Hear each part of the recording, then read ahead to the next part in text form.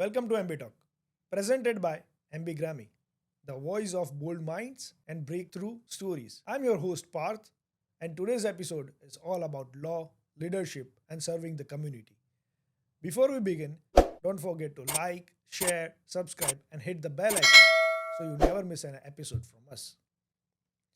I'm thrilled to be joined by Mr. Anuj Sharma, the founder of A. Sharma Law Firm here in New Jersey, with a powerful practice across immigration law, family law, business law, and real estate law. Mr. Sharma is not only helping clients navigate complex legal systems, but also serving as the trusted voice in South Asian community. Welcome, Mr. Anuj. It's a pleasure to have you with us on MB Talk. Thank you so much for inviting me. Pleasure is all mine as well. Thank you. So let's start from the beginning. Tell us something about yourself. I have a lot of stuff to tell for myself. But anyway, so I come from a Punjab place called the Sua city in district of Sharpur. That's where I grew up. And my grandfather, I come from a family of lawyers, first of all. Okay. My father's Tayaji was a lawyer. Then my dad's a lawyer. My chachaji's a lawyer. Cousins are a lawyer. Mamaji lawyer. Brother lawyer. So I come from a family of lawyers, first of all. So while growing up, वो लोग जो भी discuss करते थे cases अपने, that's how, we used to be a part of that audience as well. So, but we had a lot of land back home as well. So, father, उनके जो grandpa थे, तो वो काफ़ी ज़मीन वगैरह बेच के ही, family was surviving for a long time. And then my father became a lawyer and he started his practice in a city called Dasua and he became the leading attorney in the city of Dasua. And, Hoshiarpur तक उनकी practice के चर्चे गूंजते थे. In fact, Chandigarh तक भी, like High Court Chandigarh में है. So father was a very well-known lawyer, very well established, and he was showing motivation all the time. So, मतलब आपके खून में ही लॉ है. खून में ही law है, exactly. That you could say that. हमें और कुछ आता ही नहीं है. हमारी family हमें कुछ और किया ही नहीं आज तक. Just practice law. And anyway, so went to convent school in the SUA, St. Paul's Convent School. I was the first guy to become the head boy and the best boy in year 1990. मेरे से पहले हमारा third batch था. So मेरे से पहले एक batch था, उसमें एक लड़का हेड बॉय बना था, दूसरा वाला बेस्ट बॉय बना था. उसके पहले वाले बैच में एक लड़का हेड बॉय बना था, दूसरा बेस्ट बॉय बना था. I was the first guy जो हेड बॉय भी था और बेस्ट बॉय भी था, थर्ड बैच में. And in a class of almost like 30 to 45 students, I think that's how much we had the strength. But, एक बार आपको आदत पड़ जाए ना सक्सेस की, then you continue the story. So 11th, उसके बाद मैंने करी 12th, दोनों साल मैंने स्कूल टॉप किया, senior secondary high school in Dasuya as well. और साथ में स्पोर्ट्स का भी शौक था. और 10th में भी मैं 11 बार स्टेज पे गया था अवार्ड लेने के लिए. स्टडीज़ में बैडमिंटन, क्रिकेट, फुटबॉल का कैप्टन था मैं, बैडमिंटन का कैप्टन था मैं. फिर लॉन्ग जंप में फर्स्ट प्राइज़, 100 मीटर्स, 200 मीटर्स मेरे पेट इवेंट्स थे. Like I was a sprinter.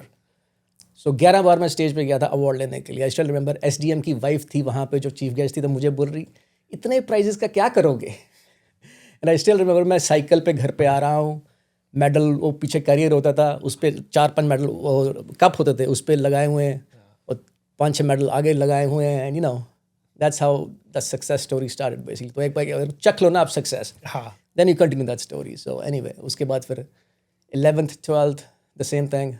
I school top किया मैंने, not only in commerce, non medical, medical, arts में, सब fields में. And then 12th was the same thing. Okay.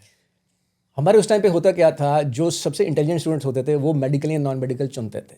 Yes. ठीक है. तो और वो एक्स्ट्रा क्लासेस चलती होती थी समर में जब स्कूल बंद होते थे, राइट. एक्स्ट्रा क्लासेस शुरू होती थी. Yes. सो मैंने भी नॉन मेडिकल की शुरू करी एक टाइम. यार मैं कॉमर्स में, आर्ट्स में क्यों जाऊँगा, लाइक बच्चे सब वहाँ पे जाते हैं. सो ऐसा यार ये मतलब बेइज्जती वाला काम है. बट एनीवे, सो एक हफ्ता 2 हफ्ते नॉन मेडिकल शुरू किया. फिर दिमाग में था बनना तो लॉयर है यार, क्यों मैं इतना वो सारा कुछ करूँगा. And then it would be a waste. So I still remember मेरा दोस्त मुझे सुबह लेने आया तो पूछा चलते हैं एक्स्ट्रा क्लासेस के लिए. तो आई टोल्ड हिम यार मैं नहीं जाना यार. आई वाज मतलब उस टाइम पे स्टूडेंट्स कंफ्यूज होते हैं, पीपल आर कंफ्यूज्ड कि बनना क्या है लाइफ में, like 16 years right. But I think I was pretty sure कि मुझे क्या करना है लाइफ में. सो आई टोल्ड हिम यार नहीं, I have to be a lawyer. And then मैं कॉमर्स लेने वाला हूँ. सो हफ्ता दो हफ्ते मैंने क्लासेस लगाई नॉन मेडिकल की, बट उसके बाद मैंने फिर आई जॉइन कॉमर्स. और कॉमर्स कॉलेज में नहीं थी उस टाइम पे, वो स्कूल में ही थी ओनली. ओके. हाँ, सो मुझे स्कूल ज्वाइन करना पड़ा instead of college, but everybody else साथ वाले कॉलेज में थे, मेडिकल नॉन मेडिकल में. सो 2 साल वहाँ पे फिर स्कूल टॉप किया, फिर चंडीगढ़ आ गए. That's where I went to college, SD college Chandigarh, Punjab का अभी भी नंबर 1 कॉलेज है कॉमर्स में. That's where I went. But वहाँ पे कंपटीशन बहुत टफ था. Like you were competing against the students from Chandigarh. आप दसूआ से आए हो, एक छोटे शहर से, और वहाँ पे आप compete कर रहे हो. All these kids who are the brightest of the kids from all over Punjab, Haryana and Chandigarh. So but that's okay. तो 3 साल फिर वहाँ लगाए. देन लॉ ज्वाइन किया पंजाब यूनिवर्सिटी में. फिर स्पोर्ट्स भी साथ साथ में चलता रहा, क्रिकेट खेलते थे वहाँ पे. फाइनली फिर maths was my first love. Even though मैंने नॉन मेडिकल छोड़ दिया, कॉमर्स में कर लिया था, maths was always my first love. And ICSE board में मैंने I scored very good in maths. So as I said, maths was my first love always. I scored very good in ICSE board and maths. And ICSE board toughest board है India का उस time पे, तो of course था. I still remember. तो मुझे बनना था इनकम टैक्स लॉयर. ओके. उसके लिए मैंने समर में भी एक इनकम टैक्स लॉयर होशियारपुर में थे, तो उनके पास मैंने थोड़ा टाइम लगाया just to learn how things work. He was the most established tax lawyer in Hoshiarpur. Then फिर चंडीगढ़ में जब मैंने अपनी लॉ कर रहा था, तो वहाँ पे चंडीगढ़ क्लब के प्रेसिडेंट भी रहे हैं काफ़ी 3-4 बारी, Chaman Lal Sharma. So he was the tax lawyer in Chandigarh and the most doing renowned lawyer in Chandigarh. साथ में उनके थे Surjit Singh Rikki. Surjit Singh Rikki was the appellate tribunal president. So वो दोनों मिल के प्रैक्टिस करते थे और चंडीगढ़ के बिगेस्ट लॉयर्स थे. So I told my dad, I said मुझे अगर प्रैक्टिस करना है, तो सीखना तो मुझे उनके साथ ही सीखना है. सो पापा के फ्रेंड थे एक, Karan Singh Cheema. He was the vice president for the Chandigarh bar, high court bar. तो उन्होंने फिर मेरे को इंट्रोड्यूस करवाया चमनलाल शर्मा के साथ. So I started working for them. Like शाम को मैं वहाँ काम सीखना शुरू कर दिया. That was 96. तो कॉलेज अपना लॉ स्कूल के बाद आना, एंड देन इवनिंग्स में उनके वहाँ पे स्पेंड करता था. वहाँ पे फिर मैंने इनकम टैक्स का काम सीखा. Started doing tax practice over there, slowly over the years. So season April 1st से शुरू होता ना टैक्स वहाँ पे, tax season April 1st to 31st of March. So हम लोग टैक्स रिटर्न्स फाइल करते थे. आई रिमेंबर US में और इंडिया का फ़र्क देखो. ओके, उस टाइम पे हम कैसे करते थे. अब यहाँ पे तो आपका टैक्स, आपका इतना ग्रॉस इनकम है, ये आपके खर्चे हैं, ये आपकी इनकम है, और इतना आपका टैक्स बनता है. और उस टाइम पे I am talking about year 96-97, जब लोगों ने भी टैक्स पे करना शुरू किया था. वहाँ पे कोई टैक्स नहीं पे करता इंडिया में. Nobody page tax in India. तो वहाँ पे ये उस टाइम पे एटीट्यूड था कि हमारा पैसा है यार, हमने कमाया, टैक्स क्यों दें, राइट. बट उस टाइम पे धीरे धीरे small business also started paying tax. But वो पैसे टैक्स कैसे पे करते, वो आएंगे जैसे मैं उनकी टैक्स रिटर्न भरा हूँ, तो शर्मा जी मैंने सिर्फ $500 इस बार टैक्स देना है, ₹500 टैक्स देना है. सो हम नीचे से काम करना शुरू करते थे कि ₹500 तेरा टैक्स है, अच्छा इतने तेरे खर्चे होने चाहिए, इतनी तेरी नेट इनकम है, और ये तेरी ग्रॉस होनी चाहिए. We used to work upwards. उस टाइम पे ऐसा ही चलता था. या बट डिफरेंस देखो, लाइक अमेरिका और इंडिया का टैक्स का उस टाइम पे. But anyway now things have changed a lot. I am sure अभी तो चेंजेस हुए. हाँ, GST भी आया है. सो 3-4 साल मैंने वो करा, and I was gonna become a tax lawyer after my law complete करके. तो शुरू कर दिया जी काम करना. इन बिटवीन माई ब्रदर, वो भी लॉ स्कूल में था, तो उसने भी अपनी कंप्लीट करके, तो he was suppose to take on my dad's practice. Plan ये था कि वो मेरे पापा की प्रैक्टिस संभाल लेगा और मैं चंडीगढ़ में अपनी टैक्स प्रैक्टिस इस्टेब्लिश कर दूंगा. ओके. वो फिर चंडीगढ़ से वापस गया, उसका दिल नहीं लगा, and then he came back to Chandigarh again. तो वहाँ पे उसने चंडीगढ़ में हाई कोर्ट की प्रैक्टिस शुरू कर दी. And then I took a emotional decision. मेरे को पापा के साथ मतलब I said I don't want to leave my dad. So उनकी प्रैक्टिस इतनी है, एस्टैब्लिश प्रैक्टिस है, कुछ करने की ज़रूरत नहीं है. जहाँ पे लॉयर्स 20-30 साल की प्रैक्टिस के बाद शुरू करते हैं, मेरे को वहाँ से करियर मैंने शुरू करा अपना पापा के साथ. नई गाड़ी उन्होंने मुझे ले दी, बंगला नया बनाया हमने वहाँ पे, अभी बिग नाइस हाउस. वहाँ से मैंने लाइफ शुरू करी. But something was missing. All of a sudden मैं इनकम टैक्स प्रैक्टिस करते हुए जब सिविल प्रैक्टिस में गया, तो मुझे बहुत ड्राई लगा. लाइक 1 साल काम किया मैंने, 1.5 साल, मुझे लगा this is not something I can do for the rest of my life.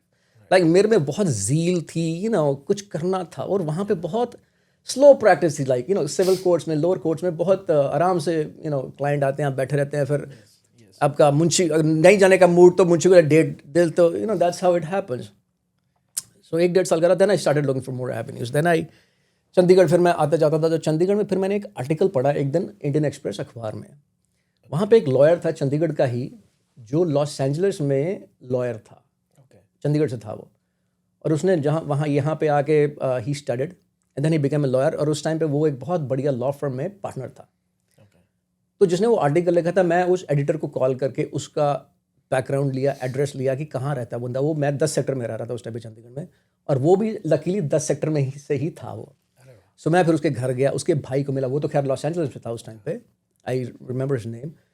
तो फिर उसकी स्टोरी पूछी मैंने, कैसे ये गया वहाँ पे, अमेरिका कैसे गया, क्या पढ़ाई करी इसने, ऑल दैट। तो मुझे उन्होंने थोड़ा बताया, तो उस वहाँ से मेरी जर्नी शुरू हुई towards becoming a lawyer in United states of America. अब उस टाइम पे कंप्यूटर्स भी इतने थे नहीं, मतलब होशियारपुर दसुआ में। तो मैं वहाँ से फिर मैं दिल्ली गया। दिल्ली में मैंने फिर ये यूएस लाइब्रेरी ज्वाइन करी। वहाँ then I started getting more information, university को कैसे अप्लाई करना है and all that. I remember सिर्फ इस काम के लिए मुझे दिल्ली जाना पड़ता था। फिर वहाँ पे then you have to make a statement of purpose कि आप करना क्या चाहते हो लाइफ में। एवरी कॉलेज एक्सपेक्ट्स कि आप अपनी लाइफ के बारे में बताओ हमको कि करना क्या चाहते हो, क्यों आपको लॉ ज्वाइन करना है। सो मैं तब तक ऑलमोस्ट मेरी 4-4.5 की प्रैक्टिस भी हो चुकी थी टैक्स की। So then I applied to almost 10 universities and luckily I got into 3. San Diego was one, and then Chicago was one. There was another one I remember, but IIT Chicago Kent College of Law. Right. So Chicago Kent College of Law ने मुझे scholarship भी दिया, like they covered part of my fees. लेकिन फिर भी उस time पे like I still remember 50 रुपए का $1 होता था, year 2002. तो फिर मैंने अप्लाई किया anyway, वीज़ा इशू हो गया, everything went well, and papa mummy थोड़े से अपसेट हो गए कि बिकॉज छोड़ के जा रहा हूँ मैं ऑल दैट, कि after I took over everything. But it was a decision जहाँ पे मेरे को अपना बहुत मन मार के डिसीजन लिया मैंने यहाँ पे आने का। इतना कुछ छोड़ के आके यहाँ से पता नहीं उस टाइम पे अनसर्टन, एक आप सर्टन वर्ल्ड से अनसर्टन वर्ल्ड में जा रहे हो, यहाँ पता नहीं क्या होने वाला है, क्या होगा, जीरो से restart, zero, exactly, all that. So but destiny होती है, आपको डिसीजन आप बोलते हो मैंने किया, no, your path is already designed, वो आपको बताता है कि ये करो वो करो, and that's when you take decisions. So anyway, Chicago आ गए, और उससे पहले मैंने शिकागो के वो ब्रोशर्स देखे थे सारे, जहाँ पे कॉलेज था, शिकागो की फोटोग्राफ्स थी उसमें। तो summer of 2003 I came to Chicago, I landed, and when I landed it was like I just came home. ऐसा फील हुआ, पहले दिन 1% भी ऑकवर्ड फील नहीं हुआ। मेरे चाचा जी मुझे लेने आए थे टेक्सास से, आई रिमेंबर, तो उन्होंने मेरे को पिकअप किया और लगा ही नहीं कुछ भी ऑकवर्ड, ऐसा लगा कि ये this was like my place forever. So but anyway, और next day morning I remember सुबह 4-5 बजे उठ के ना मैं उस जगह पे जाना चाहता था जो मैंने फोटोग्राफ्स देखी थी ब्रोशर पे, शिकागो में। Summer Chicago is a beautiful place, downtown Chicago. So मैं हर उस जगह पे गया, सुबह अपने स्नीकर्स पहन के, स्पोर्ट्स में था शुरू से, आती सुबह उठ के जॉगिंग करने की। सो मैं निकल गया वहाँ पे, मैं हर वो जगह देखी उस टाइम एक दिन में, और everything looked beautiful more than even the pictures. Wow. So I fell in love with Chicago, and then वहाँ अपना लॉ स्कूल पूरा किया, न्यूयॉर्क स्टेट बार एग्जाम दिया, and then rest is the history. Wow.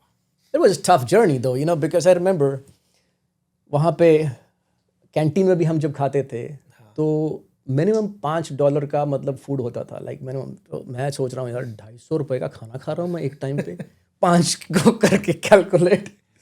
And then वहाँ पे भी मैंने, I was the first. वहाँ पे क्या होता था, लाइक आपके सेमेस्टर के ना पूरे मील के 6 महीने के खर्चे आपको शुरू में ही देने पड़ते थे, कट जाते थे आपके पैसे, and then you have to keep eating. So मैंने कहा यार I used to cook a lot, मैं वहाँ पे भी कुक करता था, यहाँ मैंने कुकिंग शुरू कर दी। मैंने कहा मैं ग्रोसरी लेके आता हूँ, मेरा खर्चा इतना कम होता है, मुझे क्यों ज़बरदस्ती ये पे करना पड़ता है, लाइक जो।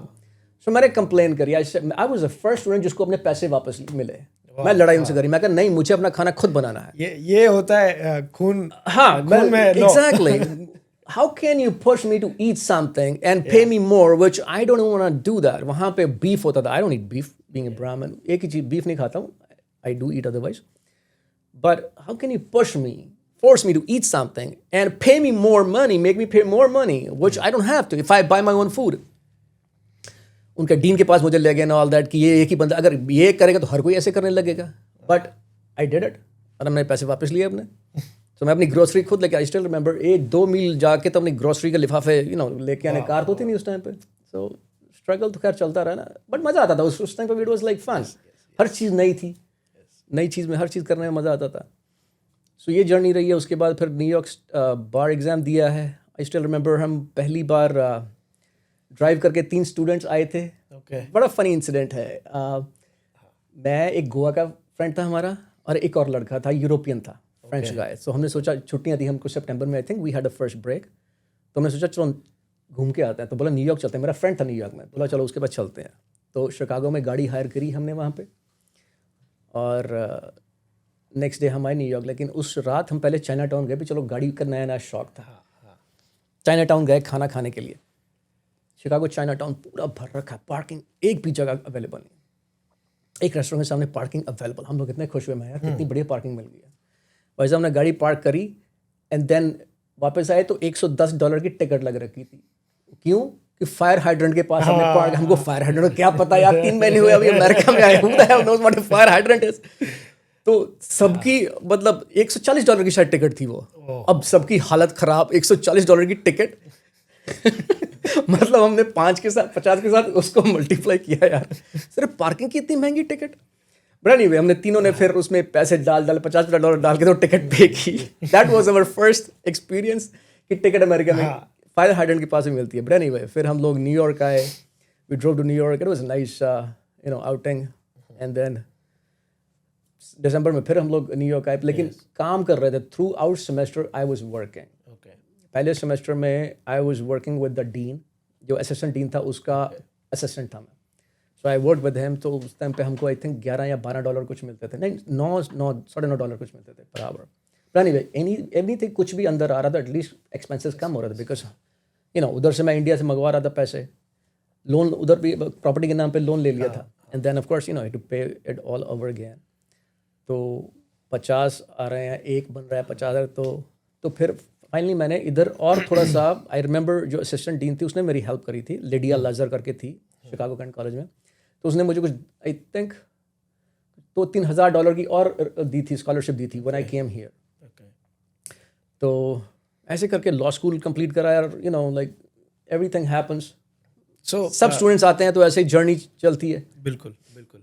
सो हमें ये बताइए कि you have your own firm, a Sharma law firm. Correct. So वो कैसे एस्टेब्लिश हुआ? वहाँ कैसे आप पहुँचे? राइट. सो जैसे मैं लॉ स्कूल से निकला तो मैंने लॉ में इधर I wanted to be a tax lawyer और इमिग्रेशन लॉयर. अब टैक्स के मैंने कोर्सेज लिए थे और इमिग्रेशन के कोर्सेज लिए थे. राइट. और लॉ स्कूल एक चीज़ बताना चाहता हूँ, यहाँ पे फॉरेन लॉयर्स को ना to get a foot in the door it's very very difficult. This country does not need any lawyers from outside. You have one lawyer for 140 people. इतने lawyers हैं इस country में. They don't need any more outside lawyers. So भाई साहब, to get my first foot in the door, it was like, you would not believe, I applied to 150 tax law firms and 150 immigration law firms. 300 law firms के, और उस time पे email तो इतना चलता नहीं था. हमको लेटर्स प्रिंट करके रेज्यूमे के साथ भेजनी पड़ती थी हर लॉ फर्म को. 300 लेटर्स भेजी हमने. 2 कॉल आई सिर्फ. दोनों इंडियन लॉयर्स थे. एक तो था यहाँ पे वॉल स्ट्रीट पे लॉयर था, उसका नाम नहीं बताना चाहूँगा, थोड़ा ढक्कन सा आदमी है. Like and then another call आई थी मुझे माइकल फुलवानी ऑफिस. सो मैं पहले उसके साथ वॉल स्ट्रीट में गया. I had the first interview और वहाँ पे they offered me a job but I had to take my bar exam. So मैंने उसको बोला मैं अभी तो ज्वाइन नहीं कर सकता. It was in may. So I had, मेरा जुलाई में एग्जाम है, उसके बाद मैं ज्वाइन कर सकता. मुझे बोला कि यहाँ तो लॉ फर्म्स 1 महीने में बनती हैं और बिगड़ती हैं. मे बी 2 महीने बाद तू आए मेरी लॉ फर्म में ना हो. मैंने कहा यार ये बंदा कैसी बात कर रहा है, what is he talking like. So anyway so he उस टाइम पे 60,000 उसने मुझे ऑफर किए थे. Okay. And so when I went back to Michael Fulwani. So Michael Fulwani के ऑफिस गया तो वहाँ पे मुझे पूछते आप फ्री में जॉब करोगे कि पैसे लेके करोगे. मैंने कहा मैं इतना पैसा खर्च कर चुका हूँ and he being a lawyer should understand that everybody needs to pay their money. So I told him, no, sir, of course, I'm looking for a paid job. So $25,000 yearly में मैंने अपनी first job शुरू करी. $12.5. 25K. That was my first job with Michael Fulwani. And Michael Fulwani was a very renowned lawyer. He was a godfather among all the Indian lawyers, immigration lawyers. He was a Bollywood lawyer. I remember वहाँ हमने petitions करी थी. जितने भी Bollywood से आपके stars आते थे, चाहे कल हो ना हो की सारी आई थी cast. और जितने भी शोज़ थे, आशा भोसले, मेहंदी हसन, जो भी स्टार्स उस टाइम में बॉलीवुड में आते थे, वहाँ ऑफिस में हम उनकी पिटिशंस करते थे। तो वहाँ से मैंने अपना करियर शुरू करा माइकल फुलवानी के, और इतना काम किया वहाँ पे। आई रिमेंबर 1 साल में रोज़ सुबह आता तो 10-15 फाइल्स लगी होती थी मेरे लिए, मैं ख़त्म करके जाऊँगा आज, अगले दिन आया फिर 15 फाइल्स लगी हुई, मैं यार ये तो it's like, but that was the best Vast experience. Exactly वो एक्सपीरियंस शुरू हुआ 2003 की बात कर रहा हूँ, 22 साल हो गए अभी। तो स्टार्टेड वर्किंग उसके बाद, but I wanted to work in corporate, like मुझे H1L1s करने थे, जो मेरे को, बिकॉज लॉ फर्म में सेक्शंस होते हैं ना, एक बंदा ये हैंडल करता है, you can have everybody handling everything. So मुझे सिर्फ फैमिली बेस्ड काम दिया जाता था, family work and then petitions ये वाले करते थे। बट मुझे H1L1s का शौक था, मुझे ये भी करना है, पर वहाँ पे कोई काम ऐसा मैंने किया नहीं। H1L1 nothing, I didn't do any corporate work, any employment based immigration. So then bar exam दिया, वापस आया, आई स्टिल रिमेंबर मैं बार एग्जाम दे के, बिकॉज माइकल फुलवानी में suppose to file my H1B। OPT आपकी 1 साल की होती है ना, नॉट लाइक स्टैम्प OPT आपको उसमें मिलती है 27-29 मंथ्स की, हमारे को सिर्फ 1 साल की मिली थी। तो 1 साल की OPT के बाद somebody had to file my H1B, so Michael Fulwani said okay we'll file your H1B। भाई साहब जिस दिन मैं एग्ज़ाम दे के निकला हूँ तो माइकल फुलवानी का ना मैसेज आया हुआ था, तो वॉइस मेल पे, तो मैंने ऑन करके पूछा, तो उन्होंने बोला अनुज अभी हम तुम्हारा H1 नहीं फाइल कर सकते, and you have to look for something else. I like my heart, अचानक एग्जैक्टली मेरी दुनिया ही क्रैश होगी। मैंने कहा यार ये क्या हुआ, मतलब I spent all my 9-10 months with you and then this was the time you were supposed to file my H1B and he said you can't do it. But I figured उस time पे उनकी एक और lawyer थी माधवी समुद्राला, जो India गई हुई थी उस टाइम पे, when she came back I think that's when this hired her back। So everything happens for a reason, I understand that, but I'm still thankful that was my first opportunity। Always be thankful for what you got, because आपका path लिखा होता है, right? Maybe उस time पे आप सोचो कि ये बहुत बड़ी प्रॉब्लम है, लेकिन आपको ये नहीं पता कि ये बड़ी प्रॉब्लम आपको कहाँ पे कहाँ ले जाने वाली। So फिर then I started looking for other jobs corporate में, तो finally कैलिफोर्निया में मुझे एक एम्प्लॉयर मिला जो बोला तेरा H1 हम फाइल कर देते हैं and you become our in-house immigration attorney।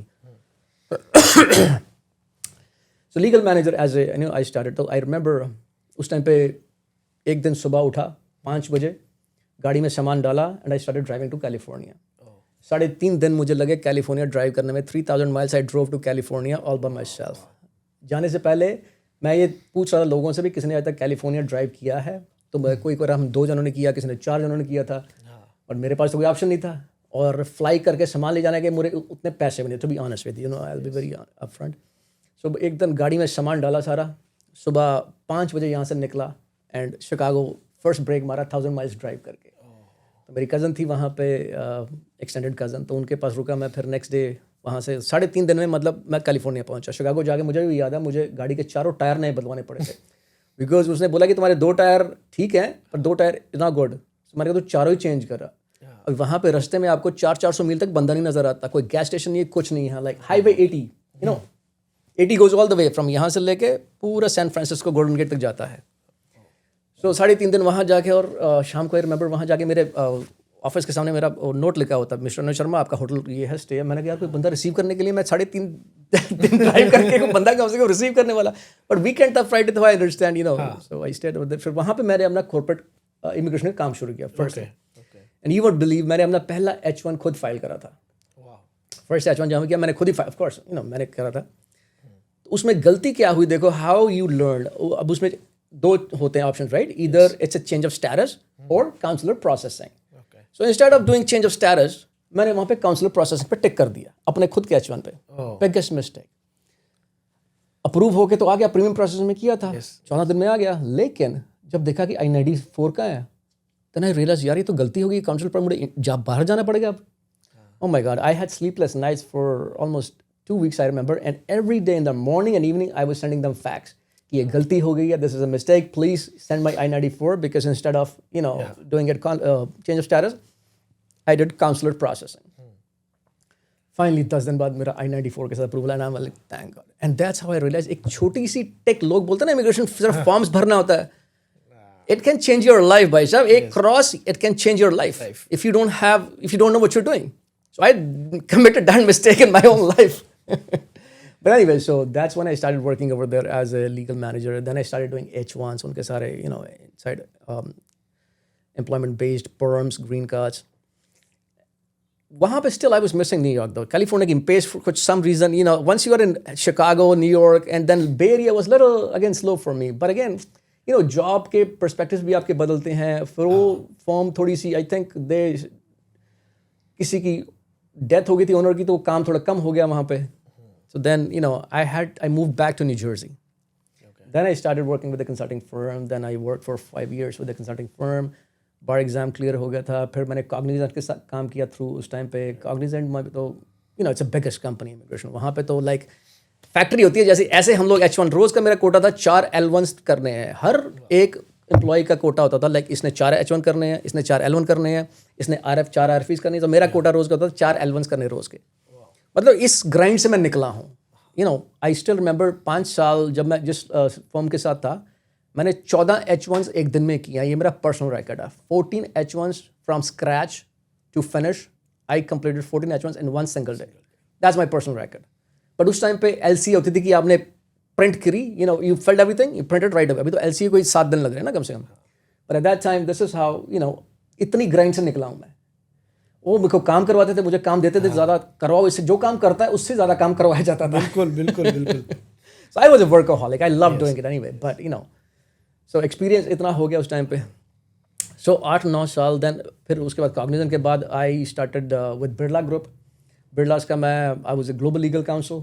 I was heading a team of almost like 8 people. India में 5-6 employees थे. And then यहाँ पे a couple employees here. So CPA India में CA थे, वो चार्टर्ड अकाउंटेंट थे, कंपनी सेक्रेटरी थे. And then यहाँ पे you know there were a couple employees. So I was a पूरी कंपनी का ग्लोबल लीगल हेड था मैं. You know I was heading operations for Australia, Europe, Mexico, Canada, America. So but quite because time उस you know the clock is different in every country. So सुबह call आ जाती थी, रात को call आती थी, you know. But anyway and then my last job उसके बाद the Fragomen Del Rey. Fragomen Del Rey is the biggest immigration law firm in the world. This is like a benchmark for any immigration attorney. Okay. मतलब आप Fragomen में तो you are the best. Simple as that. So, but Fragomen ने जब मुझे लिया उस time पे मेरी लाइफ का स्टेज कुछ ऐसा आ चुका था. आई रिमेंबर उनकी 125K was the starting salary for immigration lawyer. So मैंने डिमांड करी 160K से मैं नीचे काम नहीं करूँगा. So they finally, you know, they agreed to that. I started working there. But then I realized one thing कि this is not, I'm not a fit at this place at this stage of my life. Okay. अगर मैं law school से निकला होता मुझे वो job मिली होती, dream come true job थी. लेकिन अब आप इतना कुछ करके आए हो and then you are being treated like a first year associate. I said this is not something you know I had agreed to. और वहाँ पे एक I still remember the partner वो थोड़ी सी इनसिक्योर होगी मेरे आने से. So things were you know little politically भी थोड़ी सी हो गई थी upside down. So I didn't last there for long. Probably मैंने 4 महीने में छोड़ दी, 4-5 महीने. Then I started my own firm. I said enough is enough यार. सो 2012 में I started my firm. But yeah, so and that year my father passed away. That was like life changing, you know, for me. Yeah, अभी शुरू किया था तो that was a time when my father started. He was very proud of me. मुझे उनके जाने के बाद उनके दोस्तों ने बताया, उनके जो सब करीबी थे, कहते बेटे he was very proud of you. But अब मेरे को नहीं उन्होंने आज तक बोला. You know, he was a father who would never tell anything कि you know I'm so proud of you. पता नहीं मैं सारी उम्र मेरी दौड़ी ऐसे लग रही कि मेरे को अपने पापा को खुश करना है. I was for whole of my life इतना कुछ किया. एक्चुअली हर एक फादर का ये रहता है कि वो मन में ही रखते हैं. Exactly. नहीं हर बच्चा भी नहीं करता. मैं देखा not every kid understand. मुझे लगता पापा को मैं ही समझता हूँ बस. And you know that's how I was running whole of my life just to make him happy. कि चलो एक दिन तो खुश होकर बोलेंगे बेटा I'm proud of you. But anyway towards the end you know he was happy and he was you know वो दिखता था उनके फेस पे. And you know he would tell me मुझे पाजी बोलने लग गए थे तू तो इतना बड़ा लॉयर बन गया अमेरिका में तो. anyway you know that's how it was. उनके जाने के बाद मुझे पापा के दोस्तों ने बताया बेटा he was very proud of you और हमेशा बात करते थे you know that. and जब मैंने अपना काम शुरू किया when the time came 160 से अगेन मैं नीचे स्क्रैच पे अपनी जब फर्म शुरू करी 0 से फिर शुरू करना पड़ता है you know. और आप कॉर्पोरेट सेक्टर में काम करो, कम्युनिटी में आपको कोई जानता ही नहीं है. Nobody knows who Anuj Sharma is because all my life I've been working in the corporate sector. Community में आप कभी घूमे नहीं हो, आपने कभी मिला नहीं है, you know. अब अपनी establish करनी है practice, so you have to know people. You need to be, you know, with the community, among the community. So that's when Ish Sharma Law Firm 6 महीने लग गए नाम ढूंढने में. कह रहे हैं क्या यार शर्मा लॉ था, शर्मा लॉ ग्रुप था, Sharma. So what do I something different and something unique and something which you know resonates with my personality and with my whole line of work which I've done over the years. So that's when A Sharma Law Firm नाम ढूंढा, फिर website and all that, everything else. That's where the start of A Sharma Law was. But उसी साल father passed away, and then फिर मैं सब छोड़ के इंडिया चला गया 2-3 महीने, फिर वहाँ पे we stayed. Lot of काम बहुत था वहाँ पे करने वाला भी उनके जाने के बाद, because he just went like this. एक दिन मेरे को कॉल आया, my brother told me कि पापा को हॉस्पिटल लेके आए हैं, and my father was so fit. Dad और हॉस्पिटल, ये 2 वर्ड्स कभी एक लाइन में सुने नहीं थे यार. एंड देन मैं नेक्स्ट फ्लाइट पकड़, तो मैंने बोला हाउ इज ही डूइंग, बोला तेरे देख ले ठीक है, आना तो आ जा. मैंने कहा आना तो तू आ जा. ही सेड लाइक दिस कि आना तो आ जा. मैंने कहा इतना सीरियस तो है नहीं. Even then I pick the first flight, I went home. जब मैं फ्लाइट ले रहा था उस बीच में ही passed away. मैं उनको देख भी नहीं सका. आई दिल्ली जब तक लैंड किया, he was gone already. So that was like one sad part of my life which I will always remember. मैं रोज उनसे बात करता था, इस साल में डैडी आज ये किया, डैडी आज वो किया. Every day I used to talk to him. So एक वॉइड ही रह जाता है आपकी लाइफ में, व्हेन वन पेरेंट लीव्स, और it's so फिर वापस आया 2013 में. फिर मैंने शुरू करा. इवन आई गॉट लिटिल, थोड़ा संभल के इंडिया से 2-3 महीने लगा के फिर वापस आया 2013 जनवरी. That's when I actually started working. That's how A Sharma Law Firm was established. And ever since, एक चीज़ तो मेरे माइंड में क्लियर थी कि धीरे धीरे बनाऊंगा, एक एक ईंट करके बनाऊंगा फर्म की. लेकिन कोई नॉनसेंस, कोई कुछ करने की ज़रूरत नहीं है मुझे. I don't it was not just the practice of law. I am taking a legacy of a third generation. So it's beyond me. It's bigger than me. Even what I'm creating, it's bigger than me. So I had to do something which makes my life worth. And अभी कोई पूछने वाला तो नहीं है, लेकिन आपकी अपनी कॉन्शियस तो है ना जहाँ से आप आए हो. Of course. So you have to make it worth, from कहाँ से. अब खानदानी लोग जिसको बोलते हैं, अमेरिका में खानदान तो है नहीं, कोई कहीं से कोई कहीं से, लेकिन हम लोग जहाँ से हैं वहाँ पे established खानदान से हैं हम लोग. So from this, I have this question like, what are your core values that guide your practice today? Good question. As I said, मैंने जब शुरू करा था तो मेरा एक एम था, मैं धीरे धीरे शुरू करूँगा, एक एक ईंट जमाऊँगा इस प्रैक्टिस की. लेकिन dedication towards the clients, honesty.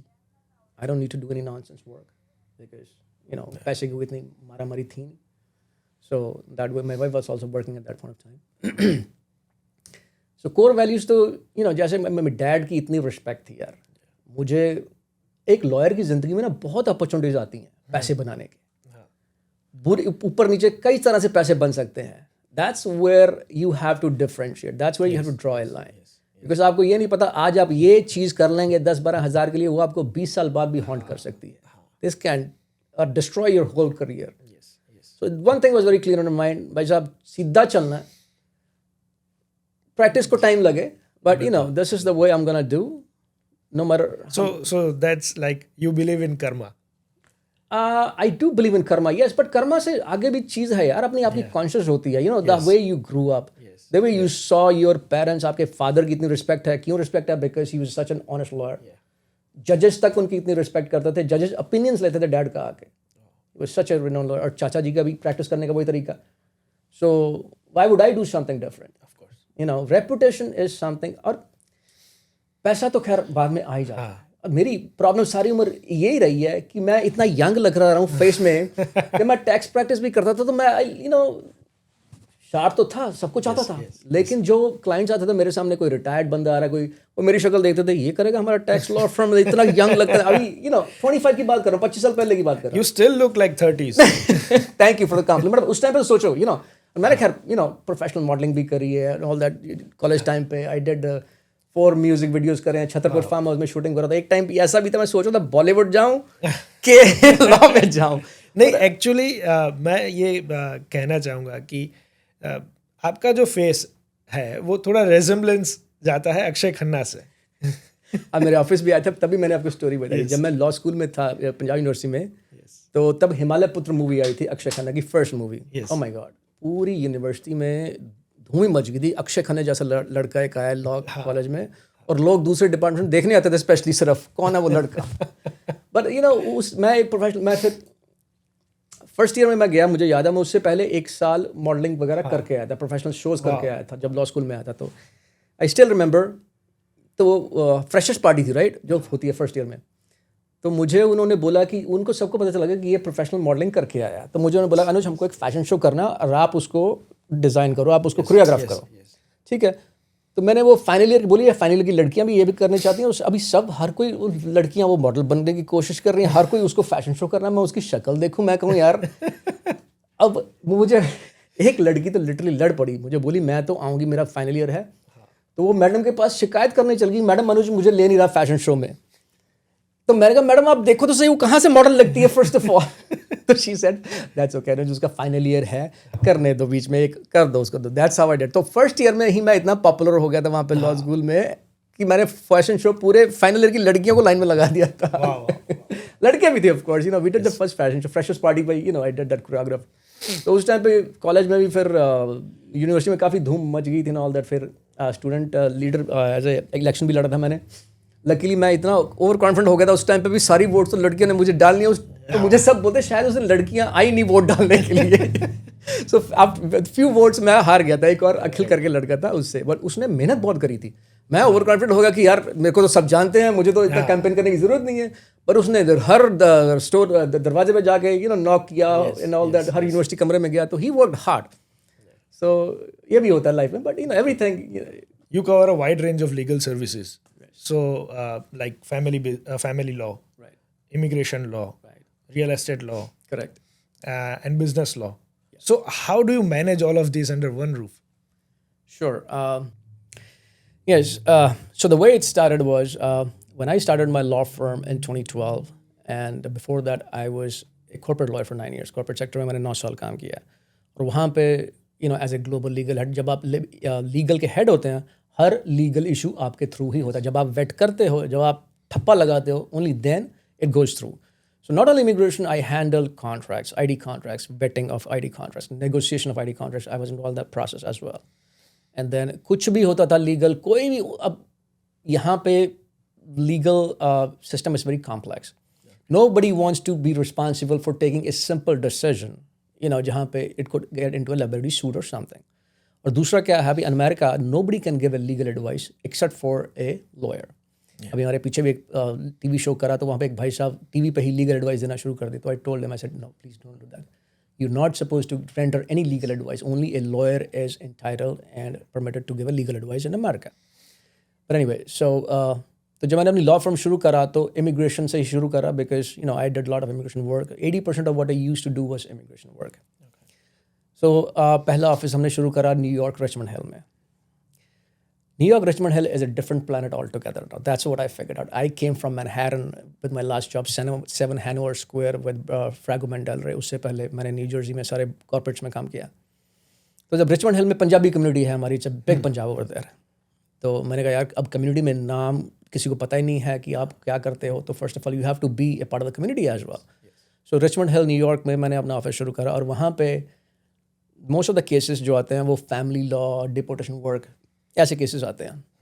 But मेरे कॉर्पोरेट क्लाइंट्स तब थे, which I was of course handling as well. So उस तरह से मैं वो बिजनेस लॉ भी प्रैक्टिस करता रहा। Any contracts I used to review, सब कुछ, ये anything to do with business, I could do that. पर लिटिगेशन में इतना मैं इन्वॉल्व नहीं होता था, बिकॉज कॉर्पोरेट में जब any time there was litigation, we used to hire an outside attorney. So litigation में नहीं, business litigation, but anything to do with incorporating a company, to negotiate a contract, I was part of that process. So वो मैं continue करता गया। तो वहाँ first office शुरू किया, and then there was a neighbor of mine who was a realtor over there. तो फिर उसने मुझे real estate closings देनी शुरू करी। He said, since you are my friend and you're close by, so I started doing real estate closing. आपने 1, 2, 3 करी हैं, it's a process, कोई रॉकेट साइंस है नहीं, as for a lawyer. Yes. और न्यूयॉर्क और न्यू जर्सी में फ़र्क क्या है, न्यू जर्सी में अगर आपने आज क्लोजिंग करनी है ना, you don't need a lawyer. New York में you can not close without a lawyer, ये फ़र्क है। वहाँ पे आपको कोई प्रॉपर्टी क्लोज करनी है, आपको लॉयर के थ्रू ही करनी पड़ेगी। न्यू जर्सी में you can do it. I purchase couple home, so मैंने विदाउट ए लॉयर ही करा था। पर फिर भी आप तो lawyer. No, the first rule of law is you never be your own lawyer. Okay, but anyway, so वो करना शुरू करा। एंड देन फैमिली लॉ में कैसे इन्वॉल्व हुआ, लाइक हमारे जो इमिग्रेशन क्लाइंट्स होते हैं, राइट, उनकी कोई किसी का कुछ डिवोर्स चल रहा है, कुछ डोमेस्टिक वायलेंस का कुछ चल रहा है, तो वो अब उनको तो पता नहीं है, राइट, कि आप उनके लिए आप लॉयर हो। अब आप इमिग्रेशन स्पेशलाइज करते हो, किस में करते हो, they don't know and they don't need to know, they don't care. उनके लिए बस आप एक लॉयर हो, आपने उनका पहले काम इमिग्रेशन हैंडल किया, उनके लिए आप ही फैमिली लॉयर हो। सो एक वन स्टॉप शॉप बन जाते हैं आप हर छोटी प्रॉब्लम के लिए, कम्युनिटी के जो आपके बेसिकली प्रायर क्लाइंट्स हैं. सो ऐसे ही मेरे फैमिली लॉ का काम शुरू होना आ गया, and then I started getting involve with divorce file करना, but not like complex divorces जहाँ पे आपकी प्रॉपर्टी हैं और 2-4 बच्चों की कस्टडी की आपके बैटल चल रहे हैं. No, not for that, but I used to do simple divorces mostly. But again over the years immigration का काम इतना बिजी होता गया, and then New York I used to go like 3 times a week जाता था पहले व्हेन आई स्टार्टेड 2013, 12 साल पहले. Monday, Wednesday, Friday used to be my New York days, and then Tuesday, Thursday I used to be New Jersey office. And उसके बाद जब Covid finally आया तो फिर न्यूयॉर्क बंद ही हो गया एकदम जाना. सो मेन ऑफिस हमारा न्यूयॉर्क था उस टाइम पे. सो 2020 में हमने सारी फाइल्स फिर न्यू जर्सी मूव करी वापस, बिकॉज उस टाइम पे तो इतना like it was such bad. It was chaos. Doctors ने मुझे बोला भाई साहब आप न्यूयॉर्क की सड़कों पे भी चलोगे तो आपको कोविड हो जाएगा. आई रिमेंबर मैं कोविड के टाइम पे भी ये जो लिफाफे डालते ना, वो जो लिफाफे होते थे पैरों में शूज़ पे ऊपर बांध के, that's how used to walk in New York office. और वहाँ पे तो लिबर्टी एवेन्यू पे pretty bad over there in Queens में, वहाँ पे सबसे ज़्यादा स्प्रेड हुआ था. So we decide to move back to New Jersey at that time then, because the commute was also 56 miles one way. वापस आने जाने में काफ़ी टाइम रहता था. सो 21 में फिर ये न्यू जर्सी में हमने ऑफिस मूव किया वापस, and then got all the files back. And अभी न्यूयॉर्क ऑफिस है लेकिन I hardly go over there, it's more of the mail जो आती है. बट सो ये that's how I started working different fields of law, immigration, family, real estate, because there was a friend he started doing. But real estate closing, so then I figured out कि time and the money is not something which I was comfortable with. Too much, 1 साल लग जाता था closing करने में, और आपको मिलता था क्या $1,200, because इतना competitive है. It's basically good for people who only do real estate closings. Volume पे डिपेंड करता है आपका वर्क. अगर आप कम से कम 5-7 क्लोजिंग्स कर रहे हो महीने की, हफ्ते की, then it makes sense for you, which I was not doing. For it was taking a lot of my time away from other things, and it wasn't paying as well as immigration, and everything else. But family law में भी हम hourly base पे charge करते हैं, so I do that to work. But slowly जब ज़्यादा complex situation होती है तो I used to tell clients कि नहीं, we don't handle these complex divorces. So then we focus on immigration primarily now. New Jersey में we practice immigration primarily. But होता क्या, उसके साथ और भी issues related होते हैं. अब criminal कितने issues भी हैं, हम वो भी practice करते हैं. New York I do little bit of criminal law too. New Jersey में I have associates, my friends who handle those things whenever a case comes to me. I'm a part of New Jersey SABA, South Asian Bar Association. Okay. So they consider me a renowned lawyer for that matter. और immigration में देखो क्या होता है. Immigration में normally you will find 2 kinds of lawyers. Either या तो वो employment based कर रहे होंगे, H1s, L1s, perms, green cards and all that stuff. Yes. Or family law or deportation work. Okay. I think I'm one of the fortunate lawyers जिसने experience दोनों sides में बहुत किया हुआ है. 9 साल मैंने corporate immigration में काम किया, उसके बाद 13 साल से न्यूयॉर्क में जब ऑफिस खोला तो वहाँ तो उनको पता नहीं H1, L1 क्या होता है. पंजाबी कम्युनिटी जो है specially, all they know is family based immigration, asylum work, cancellation removal, deportation, court का जो काम होता है. राइट. सो 13 से मैंने ये हैंडल करना शुरू करें तो 12 साल मुझे हो गए हैं अब ये डिपोर्टेशन वर्क हैंडल करते हैं. उससे पहले 9 साल मैंने कॉर्पोरेट किया है. सो 21 साल तो मुझे हो चुके हैं इमिग्रेशन का ये सब हैंडल करते हैं. मैंने हर तरह का केस हैंडल किया है. वाह वाह. और अब इतना मतलब प्रैक्टिस होगी, अब स्ट्रेस नहीं होता काम का कि काम मुश्किल है. स्ट्रेस होता है काम मैनेज करना, कि हर काम डेडलाइन के साथ आता है. Every case comes with deadline. आपको मैनेज कैसे करना है, मोशन फाइल करना है, अपील का टाइम है 30 days, motion has to be filed within certain amount of time. Every जो क्लाइंट आते हैं वो भी आपको बोलते हैं सर ये केस मुझे जल्दी से जल्दी फाइल करना है. मुझे भी बोला क्लाइंट, महीना लगा दिया मुझे डॉक्यूमेंट्स देने में. सर मैं डॉक्यूमेंट्स भेज रहा हूँ और मैं चाहता हूँ कि आप ये वेंसडे को फाइल कर दें. मैं भाई सुन मेरी बात, मुझे नहीं बताना तूने कि मैं अपने काम कैसे करना है. तूने 1 महीने डॉक्यूमेंट्स दिए, हमारा वेबसाइट पे भी लिखा हुआ है when you give me the documents, I will take maximum 2 weeks to complete the application. मैं 2 हफ्ते भी हम इतना करते नहीं, हम हफ्ते में यूजली सब कुछ फाइल करते हैं once we get all the documents. So मेरा don't you tell me how I have to do my work. सारा काम छोड़ के मैं अब तेरा 1-2 महीने तूने डॉक्यूमेंट्स में लगा दिए और मैं तेरा वेंसडे को फाइल करूँ 2 दिन बाद. But anyway, so now we manage a lot of immigration work. I would say majority of immigration work, जिसमें आपका सारा एम्प्लॉयमेंट बेस भी आ जाएगा. मैं डॉक्टर्स के लिए भी करता हूँ वीज़ाज, फिजिकल थेरेपिस्ट के लिए करता हूँ. मेरे क्लाइंट्स हैं जिनके हम वीज़ाज करते हैं, उनके ग्रीन कार्ड्स भी हम करते हैं. अभी मेरे पास केसेस आए हैं इंडिया से, बॉक्सर्स जो ओलंपिक बॉक्सर्स हैं उनके केसेस मैं कर रहा हूँ हैंडल. रेसलर्स हैं वेरी वेल नोन, जिनका मैं नाम नहीं बताना चाहूँगा, बट हम उनका O1 वीज़ा करते हैं, उसके बाद ग्रीन कार्ड फाइलिंग करते हैं। तो ऐसे भी काफ़ी केसेस आ रहे हैं हमारे पास। उनके अलावा हम ये आर्टिस्ट के भी वीज़ाज़ करते हैं। सारा अली खान का हमने वीज़ा किया था, और भी वीज़ाज़ हमने किए हैं पीछे जो आपके घर पर के आ रहे हैं। Some of the clients want कि हम उनका नाम डिस्क्लोज करें, some of the clients don't want us to disclose them, so I will won't disclose that, but that's also one part. So immigration का स्पेक्ट्रम बहुत वाइड है। Right. एक lawyer आपको कभी मिलेगा नहीं कि जो सारा कुछ ये करता है। नॉर्मली 2 पार्टनर्स होंगे या 2-3 एम्प्लॉयज़ होंगे वहाँ पे। आई वाज लकी इनफ कि मैं हर कुछ हैंडल कर सकता हूँ और कर चुका हूँ। और करा भी कैसे है, 14 H1 फाइल कर रहे हैं एक दिन में खुद। इतनी ग्राइंड से जो बंदा निकला हो तो बिल्कुल बिल्कुल। Let's talk about immigration law. Right. तो अभी ये सेंसिटिव है और इवॉल्विंग स्पेस है, राइट, तो काफ़ी सारे चेंजेस हो रहे हैं आजकल। करेक्ट। तो उसके रिगार्डिंग आप क्या कहना चाहेंगे? Well, first of all changes आपको बताइए कैसे हो रहे हैं। These are most of these changes are executive orders, right. Constitutionally कुछ भी चेंज नहीं हुआ है अभी तक भी। इमिग्रेशन जब मैं पढ़ रहा था लॉ स्कूल में सो इमिग्रेशन शुरू कैसे हुई इस कंट्री में? The basis of immigration was for the unification of the families. Okay, जब यूरोप से 1800 में लोग आए, 19 में ये यूरोपियंस आए और कंट्री से लोग आए, तो उनके पीछे कुछ रह गए। वर्ल्ड वॉर में जो लोग इधर उधर आए, मूव हुए, सो उनके भाई बहन बाप माँ सब पीछे छूट गए थे। तो तब that's when immigration started, INA, immigration nationality act, कि इन सब फैमिलीज को हमको करना है वापस, unite the family. So the unification of the families was the basis of immigration, जो आज बिल्कुल उल्टा हो रहा है।